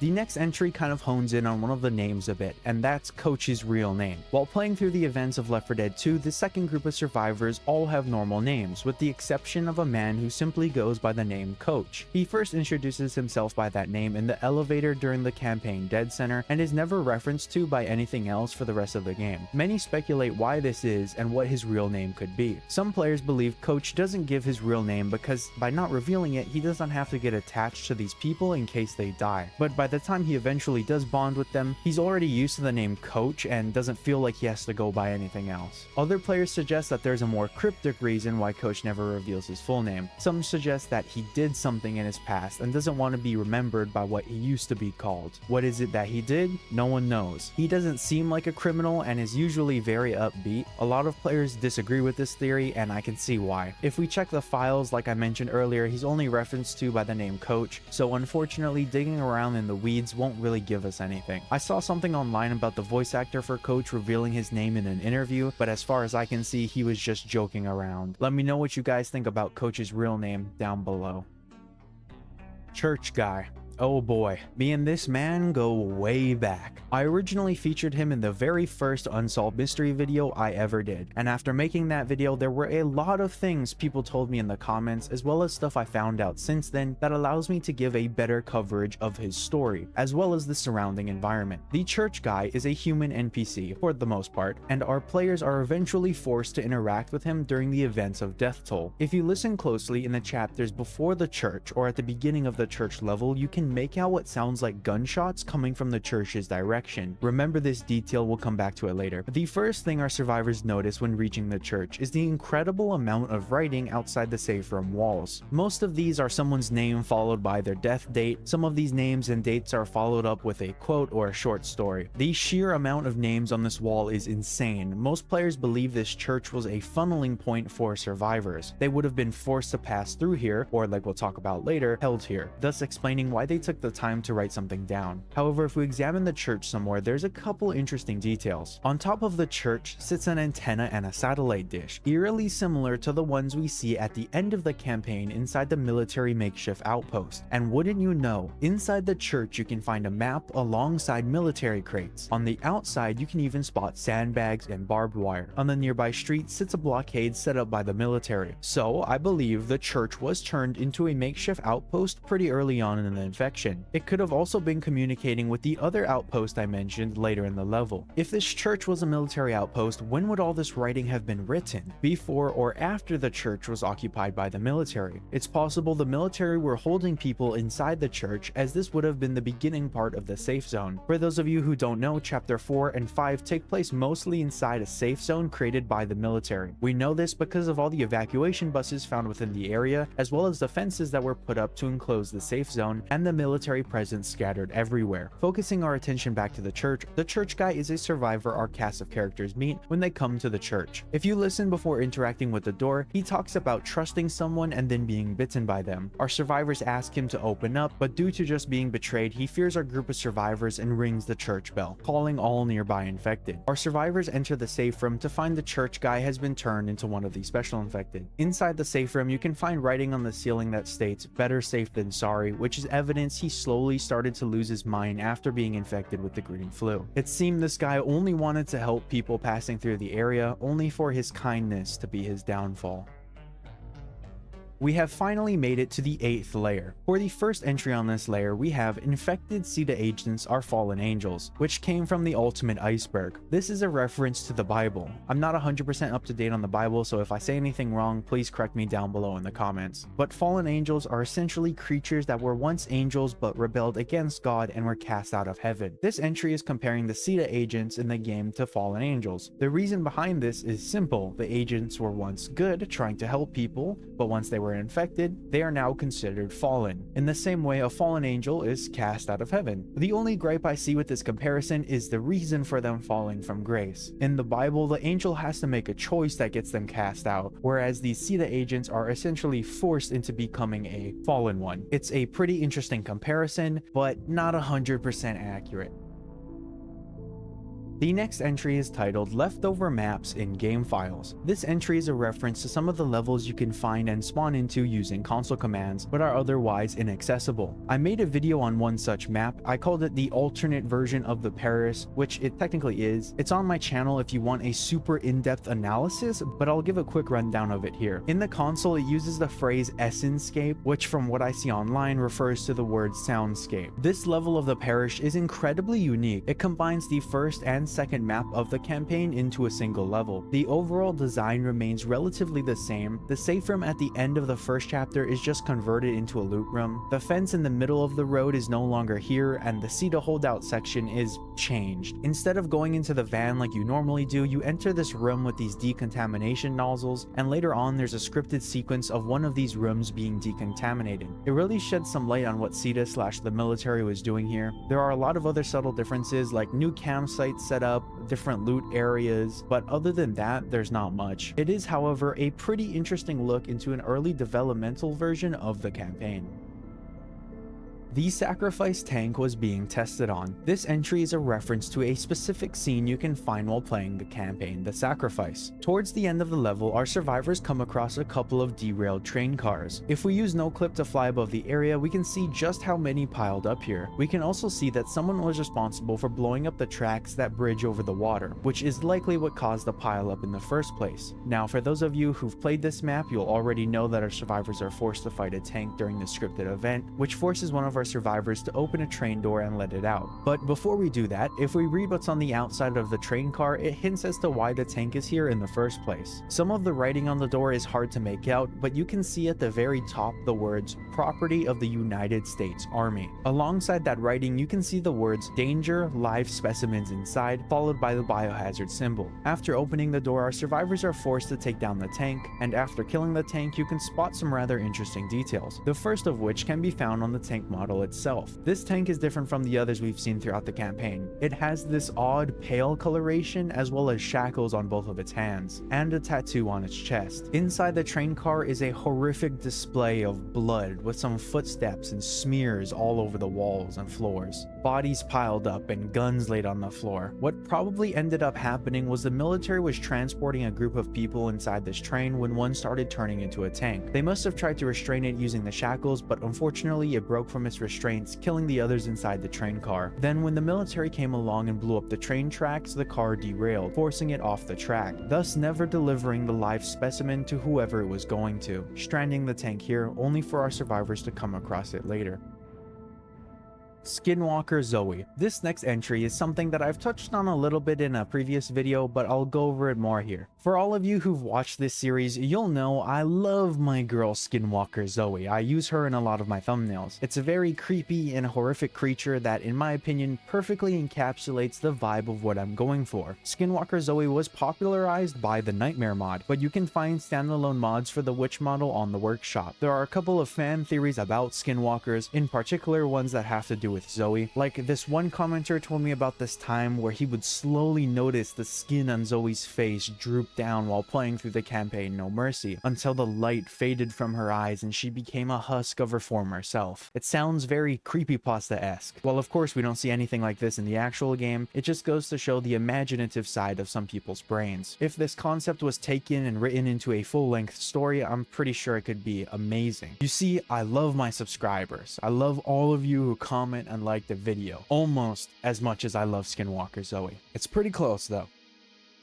The next entry is about a niche game mode called Left 4 Dead Arcade Mode. This is a version of Left 4 Dead that was only ever released in Japan. One of my community members, Sades, originally brought this to my attention because I never heard about it before. This mode was a version of Left 4 Dead that was essentially remade, not just changed with a couple of mods. You would play this mode with a physical arcade machine with a nunchuck and a Razer mouse. The mode added a ton of new assets, while maintaining most of the original level design. All the characters were swapped out with Japanese versions and voice lines. Throughout the map, the player is guided by these blue arrows, funneling them from place to place. According to my friend, the models for this mode worked very differently from how they worked in the actual game. You could save your progress onto a card and purchase cosmetics for your survivor. These models had modular clothing, meaning you could equip different items on different parts of the body. The game works off this SVP number, which I believe is the playtime you have remaining for whatever section of the game you're in. Alongside gameplay, you can find promotional posters online. I'll show some of them on screen right now. I can speak and read a decent amount of Japanese, but most of this is in kanji, so I can't read a lot of it. I'm not very fluent in it, unfortunately. On some of the posters, we can find what seems to be variants of the Special Infected. There's different versions of the Charger that you can see on one of the posters, as well as these beefed up versions of some other Special Infected. You can also see some of the clothing I was talking about earlier, with some kimonos or dresses or whatever these are. I really wish Valve would have looked at this and added some of these concepts. Being able to get modular clothing through accumulated in-game currency is think of something like Halo Reach. That system is incredibly unique. Your actions throughout the game could be rated, and at the end of the game it grants you a certain amount of currency based on your performance. Like, imagine if your headshots gave you bonus credits, but dealing damage to your fellow survivors took away credits. This would have been so cool to have in the base game. I might make an entire video on this mode, but for now, you can find footage of it on YouTube, as well as other YouTuber breakdowns, which I highly suggest watching if you're interested.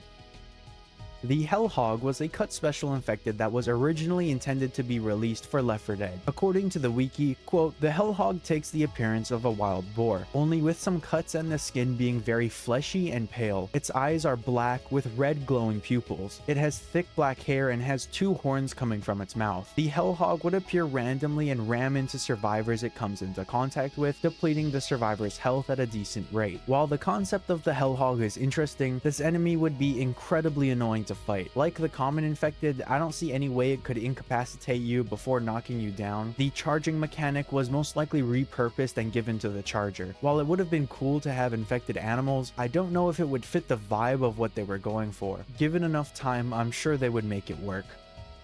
Actual pain screams. This entry is referencing the possibility that some of the pain screams recorded for Left 4 Dead were taken from people actually experiencing pain. This entry was from the Ultimate Iceberg, so bear with me. According to some players, the voice recording sounds so eerily similar to the real thing that they would have to come from someone actually experiencing what the player is going through. Obviously, this is false. Valve would never torture someone to get an audio clip for a video game, nor would they go searching for such a clip. The voice actors they hired did an incredible work, especially with the pain screams. Hell, just listen to some of Lewis's voice lines. Overall, it's a pretty dumb section. Let's just move on. For the last entry on the 8th layer, I have Absence of Children. While playing the Left 4 Dead campaigns, there has always been this strange detail hanging right in front of my eyes. Where are all the children? The most obvious out-of-universe answer is that Valve probably didn't want to depict infected kids, as that might have been a bit too sensitive. Funnily enough, Valve did come under a bit of fire due to having black zombies apparently, which is incredibly stupid. As far as I know, most of the zombies are the same pale color. Looping back to the children though, could there have been a possible in-universe reason for their absence? Well, it's entirely possible that for whatever reason, children can't be infected by the green flu. This might not make a whole lot of sense based on what we know about the carriers, but it's one possibility. Another possibility I see from players online is the jockey. Another possibility I see from players online is that they turn into the jockey. Some argue that the jockey is a depiction of an infected child. However, I disagree. If we analyze the model of the jockey, you can clearly see its facial features and receding hairline does not indicate it's a kid whatsoever. My friend Payne made a video on his channel about this subject, and according to him, they could have all been infected and just died off screen because the green flu wouldn't have a use for them. I don't know if I believe this theory. It's a possibility, like I've been saying, but I feel like they would have just mutated if it needed a use for him. But like I said, go check out his video if you're interested. The first entry on the 9th layer is the Left 4 Dead hand is a real hand. This entry theorizes that the hand on the front cover of Left 4 Dead 1 and 2 was modeled from a real hand. According to what I see online, there's about 30 different versions of the hand that was modeled. There's even a blog about it online. Here's a quote. "When it came to the time to photograph the box art of Left 4 Dead 1, our art staff had 3 goals. 1, there should be a hand in it somehow. 2, the hand should have a thumb bitten off, so the customers would look at the 4 fingers remaining on the hand and think, hey. 4. 3. Under no circumstances would we use Photoshop. Left 4 Dead is a visceral experience, and its box art deserved the same approach." Valve artist and Left 4 Dead hand model Andrea Wickland was more than happy to help. Sadly, the ESRB got wind of this and cited some fake-sounding legal loophole about it being illegal to take pictures of people biting off parts of their hands. So for Left 4 Dead 2, Andrea used state-of-the-art eye-tricking techniques, tucking 2 of her fingers behind her hand to create the illusion that her fingers were missing. We're sure you'll agree. Pretty convincing. Granted, it took lopping the fingers off 2 staff members' hands to get the lighting reference perfect, but since those didn't appear on the box, we think we're legally in the clear. End quote. I like that the team went with a real hand for the design versus making one entirely digitally. It fits with the feel of the game and it looks amazing on the cover. I have future entries about the different versions of the game, but one of the versions was for Britain, in which the cover of the hand model was changed to be flipped around because apparently the backwards peace sign is a rude gesture over there. So that second flipped hand might have been a different version of what they ended up taking, or they might have just snapped a quick pic.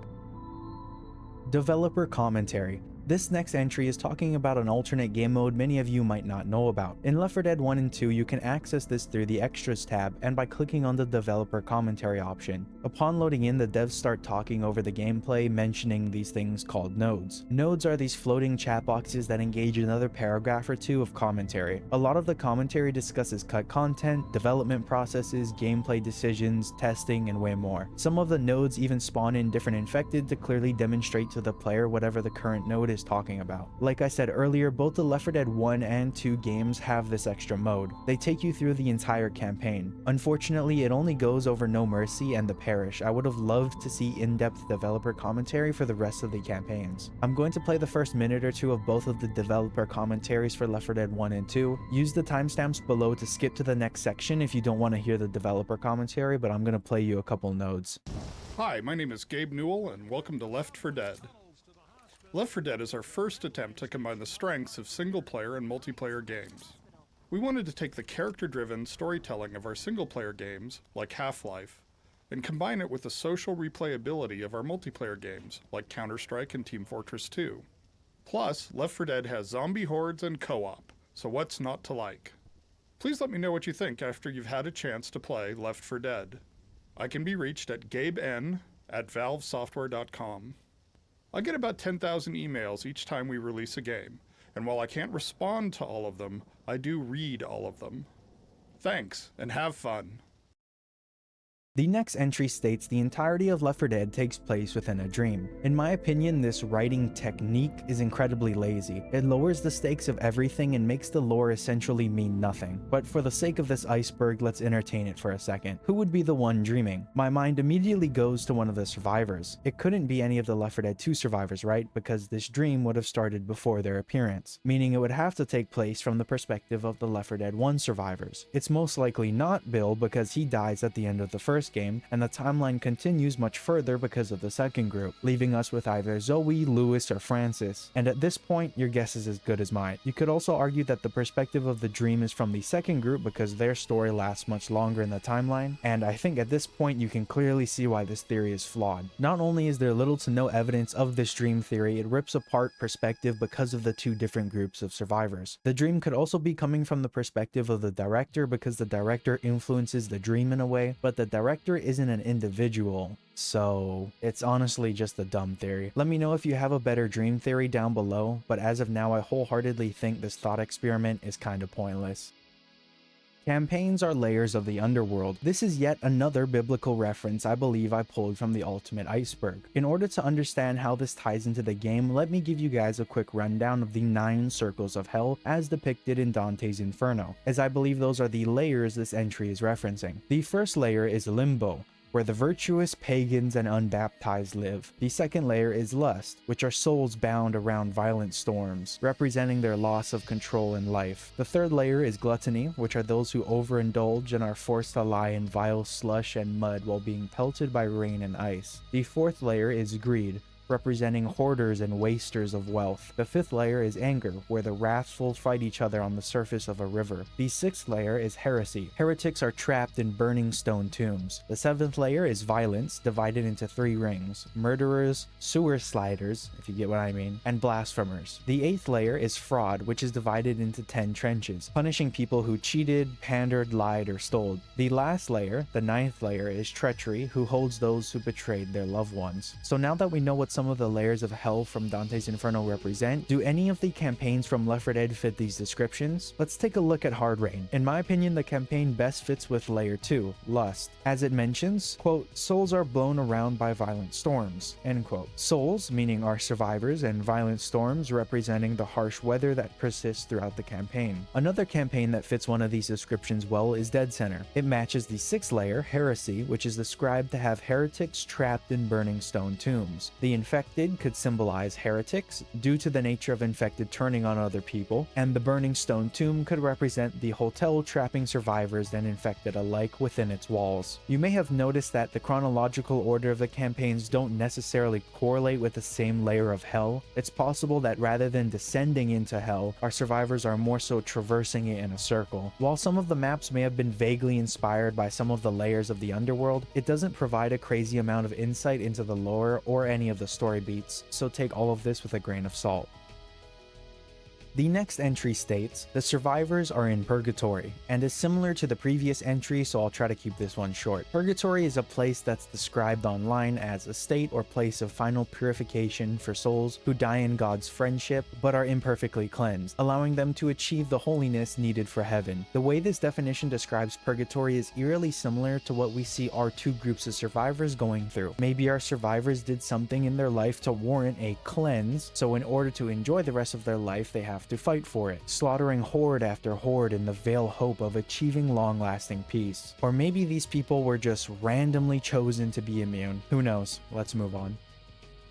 Just to keep you guys updated, Cookie did not indeed feed me after I completed the last section. Here's hoping he does this time. This next section is titled Chain of Command is Gone, and it implies that the US government is either completely gone or that communication has broken down entirely. It's clear that the military is throwing everything it has at stopping the green flu. First, the virus was treated as a pathogen, and the government deployed CETA, or the Civil Emergency and Defense Agency, in an effort to slow the spread. CETA inevitably failed. Information found on safe rooms shows a general lack of understanding of the virus. People claim varying times of mutation or actual transformation into a common infected. This shows one of two things. Either the government is so behind on truly understanding this infection that they have no information to share with the public, or the governmental bodies responsible for transmitting that information have already fallen. Both are pretty bleak outlooks. The military is the government's final attempt at stopping the infection, and it's the physical representation of this pandemic going from a countrywide threat to a global extinction event. In the Sacrifice comics, we come across Fort Millhaven, and it is fully manned by soldiers, still operating radio equipment, and yet they hear nothing over the shortwave radio. The only reason this could be is that there is no one left on the other end to relay information. So yeah, it's pretty safe to say at this point, what's left of the government is likely far away from the playable area in the Left 4 Dead games. The closest we get is in the parish, when we just barely catch the last evacuation chopper out of New Orleans. Any attempts at government outreach are just abandoned. CETA sites are no longer manned. National Guard armories, like in the Sacrifice, are completely destroyed and outright abandoned. If there is any more governmental power left in the United States, it's very far away. The likeliest outcome is that we would see the remnants of society divided into two very distinct groups, just like we see in the Sacrifice comics. One group that has encountered the infected or that believe their superhuman feats are real, and one group that would outright deny the green flu's transformative abilities until it was too late. We see this perspective from Major Everly in the comics, who outright denies the existence of the Hunter. Lieutenant Mora, your gift for fiction amazes me. It goes on. Giant whiskey deltas, referring to Walking Dead or the infected. Exploding whiskey deltas. I'm especially fond of this next one. Whiskey deltas capable of jumping to heights of 30 feet or more. He says this while speaking to Lieutenant Mora, as if he's making a joke about the reports. And this is exactly what gets the compound overrun. None of the soldiers there believe in these crazy stories, and who would? And in the end, the compound falls victim to its own ignorance, leading to the end of the garrison. It's likely we would see this play out throughout an already fractured government, time and time again, and with no central guiding force like NORAD or the Military Central Command, also known as CENTCOM, the truth of the infection would spread too slowly to keep up with its growth, or not at all. The Meat Wall was a cut special infected intended to be released for Left 4 Dead 2. Concept art of the infected exists online. If we take a look at the concept art, we can see that the creature was this giant, towering infected that sort of looks like a cross between a boomer and a tank. The strangest detail about its design has to be its hands. According to its concept art, which is very subject to change, keep in mind, the Meat Wall would have had people dangling from its hands, their head connected to its arms, leaving the person's limbs hanging. I don't think a lot of people realize shows just how massive this creature would have been. If 2 people can dangle from either side of it without even touching the ground, this thing would be around 20 to 30 feet tall. If you take the average height of a man, which is about 5'6", and stack it alongside this infected, you get about 4-ish people. The meat wall would have undoubtedly been a boss infected alongside the witch and tank. Based on its design, the meat wall would act like an area denier, forcing the survivors to take it out in order to move on. Kind of like the spitter, but instead of a projectile, it is just the spit, if you get what I mean. The tank takes this approach in a way, but is a more well-rounded infected because it has range alongside strength and decent speed. The meat wall, on the other hand, looks to have little to no range capabilities and would move at an incredibly slow speed due to its size. Keep in mind the footage I'm showing in the background is a mod of the tank, so take it with a grain of salt. This special infected was most likely cut due to the sheer amount of map design that would have to take place in order to accommodate one singular infected. Dare I say it, it looks like something that would fit the Back 4 Blood universe and not really Left 4 Dead. There's also lore implications. All the infected up until this point have been a mutation from one individual, but this amalgamation looks to have multiple people within one creature. I would have loved to see this infected, but in order for it to exist within the current map structure, it could only spawn in certain areas and would be an incredibly scripted event. Let me know down below what you guys would have wanted to see from the meat wall. We have now made it to the 10th layer. The first entry on this layer is titled World is Doomed / Only Carriers Will Live. This is a more pessimistic take on the future of the Left 4 Dead universe. According to some players, the only way humanity can truly move on is to exterminate all those who aren't immune, hence why most of the world is doomed. In the next section, I'll be talking about what the government is canonically doing with carriers, but in this thought experiment, we believe that most, if not all, carriers would be able to form their own faction, with enough power to take on any of the remaining governments within the world of Left 4 Dead. A faction made up of just carriers would be extremely dangerous. We've seen what merely 4 of them can accomplish with just a little bit of teamwork. Now, we do actually see conflict between carriers and non-carriers inside Left 4 Dead through the use of wall graffiti. You can often see people mentioning their distaste for carriers, saying things like the only good carrier is a dead carrier, and rightfully so. From these people's perspective, if one carrier were to enter a safe zone full of non-carriers, the entire place would fall in a matter of minutes. In my last video, I talked about the safe zone towards the midpoint of the campaign death toll, and while we don't exactly know how it fell, one possibility could have been carriers. Looping back to the main idea, I think you can see how a large group of carriers could form this pessimistic mentality towards the rest of the population, leading them to do terrible things. Now, we don't have any evidence of a faction like this currently existing, because the timeline of Left 4 Dead only takes place over the course of a couple weeks, so generally a group like this wouldn't have that much time to form, but who knows what might happen given some more time. Carriers were taken to a cruise ship. This next entry comes from an interview with the main writer for Left 4 Dead, Chet Falazek, where he mentioned the Left 4 Dead 2 survivors were taken to a cruise ship off the coast. This has a major load of implications. At the start of the Parish's finale, we know that the government knows carriers exist. Our team mentions being immune, which probably changed the chopper's destination at the end of the level. According to what I see online, the cruise ship they would have been taken to was a holding place for carriers, as carriers cannot exist amongst the general populace due to their asymptomatic nature. They'd just infect everyone. If the military thought they weren't immune, they'd likely be taken elsewhere. To my knowledge, the cruise ship has never been mentioned in the game, but we have seen wall graffiti stating that carriers were being shipped off. This could be hinting at a cruise ship, but it's kind of a read in between the lines sort of situation. When they say shipped off, do they really mean carried via ship? What would be the government's long-term plan for this ship full of carriers? Well, we don't really know, but we can give a few educated guesses. If we take a look back at the campaign The Parish, we can see just how hostile the government has been with the citizens of New Orleans. It's up for debate, but a lot of players believe they were intentionally killing carriers. But why go through all the effort of taking some to a cruise ship if you're just gonna kill off others? It's possible they are only targeting and killing carriers within the evacuation zones, as they would have been currently posing a threat to everyone else. The government might also be taking the carriers that are situationally convenient and disregarding the others. This cruise ship would make an amazing campaign, but would obviously have to be in the 3rd game, so we can pretty much forget about that idea.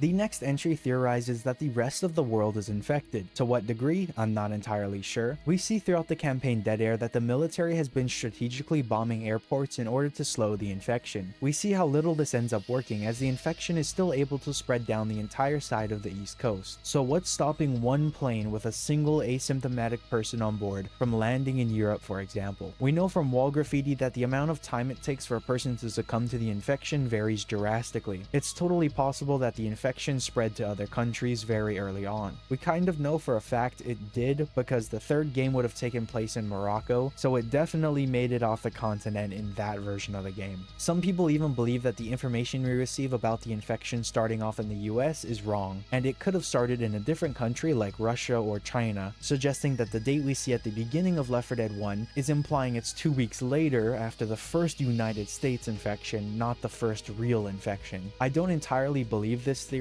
This would suggest that whichever government started the infection would have had to successfully cover it up, which isn't impossible, but rather unlikely. I think if the writers wanted to imply the infection started in another country, I think the first group of survivors would have just been in that country rather than the United States. So I think it's more likely that the infection did in fact start in the US, but it did probably spread all around the world, and by the time we get to Left 4 Dead 2, a lot of other countries might have fallen to the infection, or might have just got their first patient zero.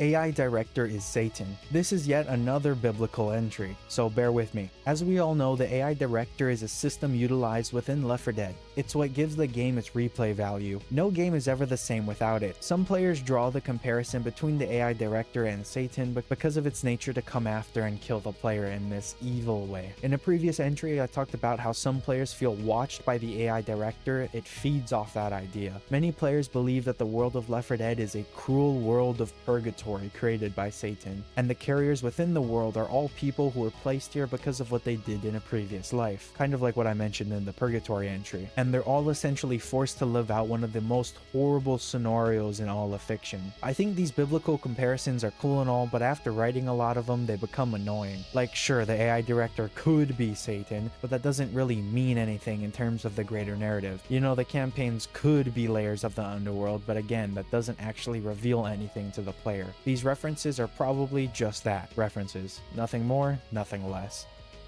The name of the next entry is Zombie Dog. The Zombie Dog was a cut special infected that was probably brought up at the same time the Hellhog was. Similarly to the Hellhog, the Zombie Dog was a very early concept of an infected version of an animal. According to some of the wiki pages online, the Zombie Dog would have been similar to the Hunter, in the way that the Hunter pounces on top of a survivor, dealing an incredible amount of damage in a short amount of time. There is no AI for this infected, along with no screenshots, models, or concept art, only sound files that you can find. My friend has told me that the sound files people reference for the Zombie Dog were prototypes for the Hunter, so honestly this section might not mean anything. Like I said with the Hellhog, an infected animal of some kind would be cool, but I feel like it would get annoying after a while. A dog is an incredibly small animal compared to everything else we see in the game, and it wouldn't really fit amongst the current roster of infected. I could see the Zombie Dog being used as a gimmick in 1 or 2 maps, but having this creature run alongside commons would make me want to die. Let me know down below what you guys think of the Zombie Dog. Would it have been a cool idea? I'm interested to see what you guys think.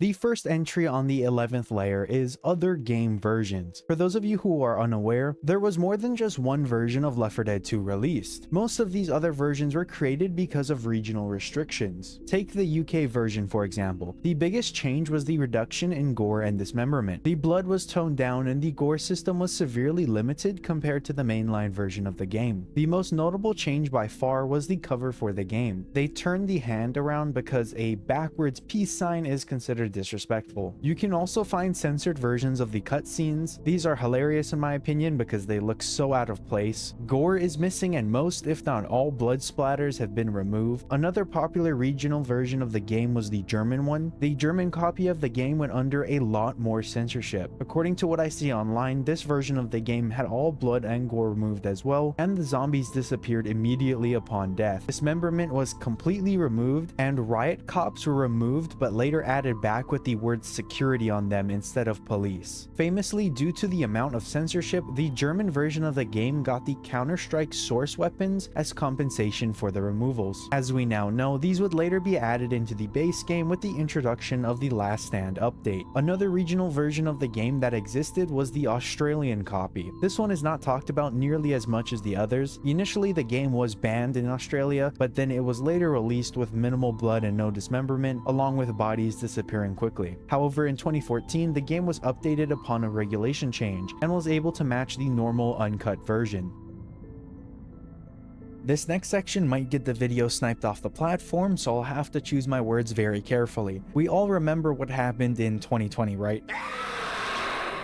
I'll be referring to that event as Big Rona, if you get what I mean. Many like to draw comparisons between Big Rona and the green flu infection. Obviously not in a scientific way, as we know, we didn't get a zombie outbreak in 2020, but in a more symbolic way. Some players believe Left 4 Dead is incredibly insightful when it comes to viewing a world in which major infection screws with humanity. The government would come after its citizens. Certain people might get targeted. Chaos could ensue in areas you think would be completely fine. To an extent, we got a small taste of this with Big Rona back in 2020. Just imagine how much of a worse situation we'd be in if Big Rona was like the green flu. I'm sure we have no problems imagining that. If there's anything to take away from this section, just enjoy life. You never know what major event might be lurking around the corner. Curling Stadium map. This entry is a bit bizarre, and before stumbling upon it, I had absolutely no idea of its existence. If you open up the console in Left 4 Dead 2 and type map curling_stadium, you can load into this secret level. Once loaded in, you find yourself inside a giant stadium, and in the middle is 4 curling lanes. If you don't know what curling is, let me explain, because I didn't know either. Curling is a sport where you slide this stone object across a special layer of ice and attempt to make the stone reach its mark. I believe this sport is played during the Olympics, so if it sounds interesting to any of you, maybe give it a watch. Going back into the game, the player can find 4 curling lanes. In the first lane, you can find what looks to be an actual curling stone, so that's pretty cool. I'm not sure that this prop appears anywhere else in the game. In the second lane, you can find part of a wheel, and in the third lane, you can find this round, upside-down metal object. I'm pretty sure it's a spotlight. And lastly, the fourth lane seems to be empty. There's bleachers that surround the entire area, along with overlays of trash on the ground and vending machines. After researching its purpose, this map could have been used to test physics along with lighting systems and anything else. The only weird thing about it is the littler details added in. It could have been a cut part of an early map, but I'm not entirely sure. The bleachers seem like the ones you find in Dark Carnival, so maybe it was copied from that map or into that map. There's not much else to do here, so let's move on. Extinction Event is the title of the next entry, and it basically states that the green flu infection is the Left 4 Dead's universe equivalent of the next major extinction. For those of you who don't know, in the real world, we're actually overdue for a mass extinction event. According to what I see online, in simple terms, the average amount of time between each of Earth's past major extinctions is smaller than the time from our most recent major extinction. The last major extinction, by the way, was the asteroid that killed the dinosaurs 66 million years ago. Many people believe humanity will be the cause of the next major extinction. Politics aside, that could have very well been the case within Left 4 Dead. I've speculated in the past that humans created the green flu in a lab. If this were true, humanity in the world of Left 4 Dead just engineered their own extinction. If not for entire nuclear destruction, zombies just wiped everyone out.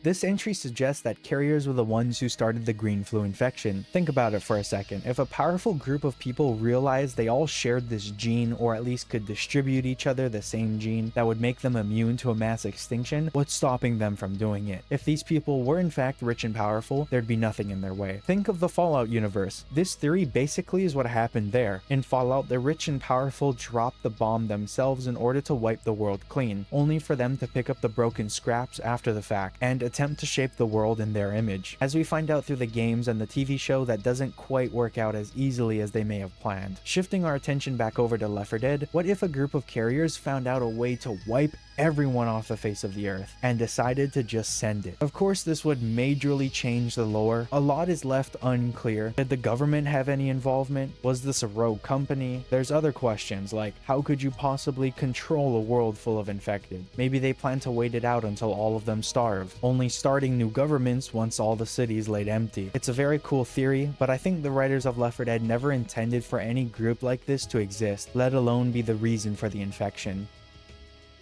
Unused areas is the name of the next entry, and this topic runs deep to my channel's core. My first videos to really blow up on YouTube were of me exploring unused areas throughout Left 4 Dead 2. A lot of you may remember those videos. These unused areas are not always unused per se. Sometimes the game director uses them to spawn hordes or tanks, but in other instances some areas are simply forgotten about. When I explore these areas, I sometimes get these weird liminal feelings. When you're in these places, they've been hand curated yet not meant to be seen, so it has that weird in the middle feeling of you're supposed to be here but not really. One of my favorite examples is the storage room in the 4th chapter of Dark Carnival. Before heading through the fence to your right, if you no-clip into the building, you can find a hidden storage room that's filled with props that can never be seen naturally. Another one of my favorites is the airfield in the 4th chapter of Dead Air, not the 5th. Important distinction. Compared to the finale, this version of the airfield is a barren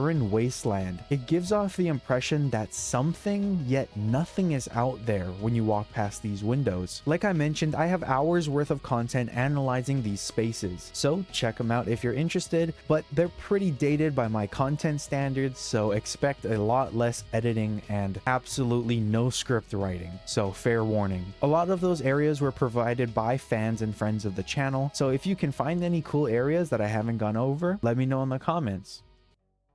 The next topic I have for you guys is the simulation theory. This theory suggests the events of Left 4 Dead 1 and 2 take place within a simulation. Well, what's the point of this simulation? It's the very nature of the game. Could a group of 4 people survive a zombie outbreak? We know in some cases they can, but in others not so much. Many players use details like health items to point to the existence of said simulation, saying that the amount of health items you find is unnatural and could only occur in such simulations. However, it could be because the game's so old the devs really just wanted to simplify loot for the players. You see, when you make a game like Left 4 Dead 2, certain compromises have to be made in order to make a fun game. If everything was realistic, you wouldn't have a game. You'd just have a copy of real life. Many truly believe in the Left 4 Dead simulation theory, but I'm not one of them. While it's a cool theory to suggest, finding concrete evidence to prove its existence is harder than trying to find a truthful tweet on Twitter during April Fool's Day. It's just not going to happen.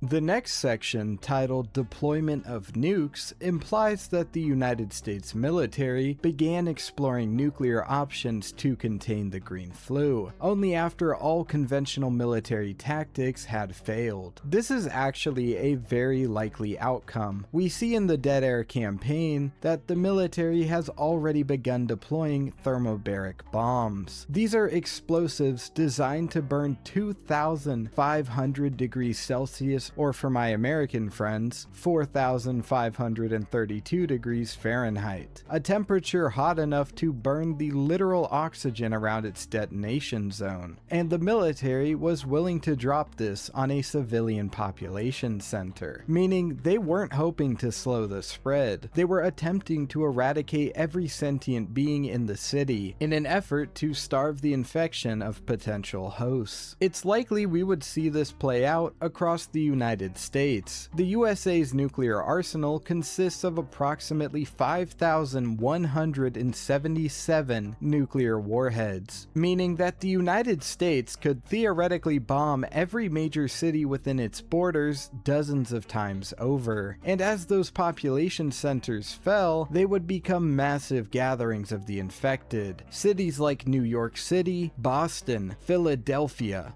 would fall within hours, and the military would have no choice but to wipe them from the face of the earth as a last-ditch effort. Although these nukes would prove useful in the early days of the infection, the nuclear fallout would create exclusion zones where American cultural hubs once stood. It would take lifetimes for the cities to even be habitable again. With that being said, the use of nuclear bombs isn't as irrational as it might seem. The military understands that that even the corpses of infected still pose a risk of spreading the virus, and the only way to ensure that it is completely stopped is to destroy everything. It's clear by the end of Left 4 Dead 2, the military holds little regard for the lives of survivors trapped in the hot zone, and likely this would lead to the eventual deployment of nuclear warheads as a last-ditch effort. The Dead Air Airport. This entry is a bit simple on the surface, but the deeper you look into it, the more it begins to reveal itself as an extremely dark entry. This entry begins at the end of the previous campaign, Death Toll. When you reach the end of the campaign, if you look across the river, you can see the city of Dead Air. You may notice just how much fire has engulfed the city. Well, we'll get back to that in a second. Moving our way over to the beginning of Dead Air, our survivors make their way out of the greenhouse and begin to traverse the city. Along the way, they notice completely destroyed buildings in the background, alongside fires set in every nearby building. And one smaller detail you may not have picked up on is fire coming out of the manholes that lead into the sewers. Our survivors may have believed the destruction of the city of Dead Air was purely because of the chaos among citizens, but this is proven untrue the moment they make their way to the airport at the end of the campaign. Before, they might have stumbled upon destruction like this crater in the middle of the street, but nothing compares to the absolute obliteration seen at the airport. Walkways bombed, roads destroyed, planes dismantled. It is evident the citizens of the city were not to blame for its current state. The military had been strategically bombing this city, focusing on major access points like airports to halt the spread of the infection. As you make your way onto the airfield, you can clearly see how many planes were taken out. The government was so desperate to stop the infection, they massacred thousands of innocent lives. Many believe that the plane that crashes at the beginning of the final chapter was shot down, and I believe that too. The sides of the plane have bullet holes and burn marks, indicating it wasn't because of the infection that the plane was grounded. It's incredibly interesting the deeper you look into these early campaigns. The entire airport scene was only the beginning of the depravity the government would eventually display. The next entry refers to the amount of weapons that were cut from Left 4 Dead. The biggest one that stood out to me were the 1911s that were the starter pistols in Left 4 Dead 1, but were swapped out in the second game. This entry is basically just a list, so let me read the wiki's entry on the cut weapons. In the files for Dammit, stringables refer to two weapons not found in the game, the heavy rifle and the heavy shotgun. In the first game's GameSoundWeapons.txt file, listings for a flare gun and LAW rocket launcher can be found. It is likely that these weapons were scrapped early on in development, as none of the pre-release footage shows either of these weapons. The flare gun sound scripts were likely removed because they were leftovers from Half-Life 2. It is, however, mentioned as a hand wave for the survivors leaving their guns on Virgil's boat. There were originally going to be a riot shield and a didgeridoo as usable melee weapons in Left 4 Dead 2. The riot shield was fully modeled, textured, and can still be spawned in-game, both via the console and during custom campaigns, while the didgeridoo had a low poly model but no textures. In early development, Coach was seen with a compound bow which was never put into the game. There was an item called the ammo pack. They would be placed in the medkit slot when picked up, and used a reskin first aid kit model. Much like the incendiary and explosive ammo packs, they could be deployed for use by teammates. This was cut because it went against the idea of players having to pick up new weapons when their current weapons ran out of ammo. Its texture sheet can still be found in the texture files. The two ammo upgrades were originally designed to be static items that the director would place in the world. However, testing showed that players were unwilling to move away from an area that had ammo upgrades, so they made it so that the ammo upgrades had to be picked up and placed somewhere. Originally, the melee weapons were supposed to break after prolonged use. Break sounds for the axe and frying pan weapons can still be found in the game's files. The designers removed dual-wielding melee weapons after several tests. The pistol's texture file is named 4 Pistols, and according to this file and some files found in the Valve starter kits, a Ruger P85 and the returning M1911 were going to appear in the game. Disconnect in story. This entry isn't crazy deep or anything, so I'll keep it short. This entry refers to how little the original story of Left 4 Dead 1 made sense. There were very little voice lines, maps didn't really seem to connect, and the only real thing we had to go off of was environmental storytelling. When listening to the developer commentary for Left 4 Dead 2, the devs acknowledged the desire for a bigger narrative, and that's why all the Left 4 Dead 2 maps clearly connect with one another, and the survivors had a lot more interactions. They also introduced themselves in the beginning of the game versus Left 4 Dead 1 where they seem to all know each other. Luckily, with some of the later game updates, a lot of the cut voice lines were added back for both groups of survivors, so that's pretty neat. The cut beginning of Dead Air kind of ties in with the previous entry. The normal start of Dead Air begins inside the greenhouse we all know and love, but we never see them find a greenhouse at the end of any of the other campaigns, kind of similar to the way we never see them find the hilltop in the beginning of Blood Harvest. We know our survivors get to Dead Air from the boat that picks them up at the end of Death Toll, but starting here in this greenhouse feels a bit disjointed. If you use NoClip to fly down to the street beside the greenhouse, you'll see the docks along with an entire area made for seemingly no reason. The player can't ever get down here, so what's the point? Originally, our survivors were supposed to start on these docks after getting kicked off the boat from Death Toll. You can find maps that restore this beginning area, and in fact, I played through one of them in the background footage for the last video. I love when they start down by the water instead because it makes the maps feel a lot more connected, rather than just starting off in some random greenhouse. It could also imply that all the loot they start with at the beginning of the campaign was probably scavenged down there because they wouldn't have had anything after being robbed. It's funny because if the people who robbed them weren't carriers, they essentially just let death onto their boat. Anywho, they're probably long dead. The survivors in Left 4 Dead 1 and 2 went through multiple major design changes. You can find their original models on the workshop and online. If we take a look at the first group, you can see just how much was changed. Lewis underwent the biggest changes by far. His iconic white shirt and red tie didn't even exist, and he looks much older. He also has hair. Francis looks like a homeless fat guy, and Zoe has these weird stockings on for some reason. She also carries ammo pouches along with the rest of them, and Bill's the only half looking decent one in my opinion. The Left 4 Dead 2 survivors' original design got a lot better, but they still look incredibly withered and dirty. I like how they cleaned them up a bit for the final release. You gotta remember that our survivors are caught off guard by the infection at the beginning of the game, so it really wouldn't make sense for them to show up looking all tattered and withered. Coach is my favorite out of the second group. I like his simple outfit. As I mentioned, if you want to play with these costumes, look them up on the workshop. You can find them there.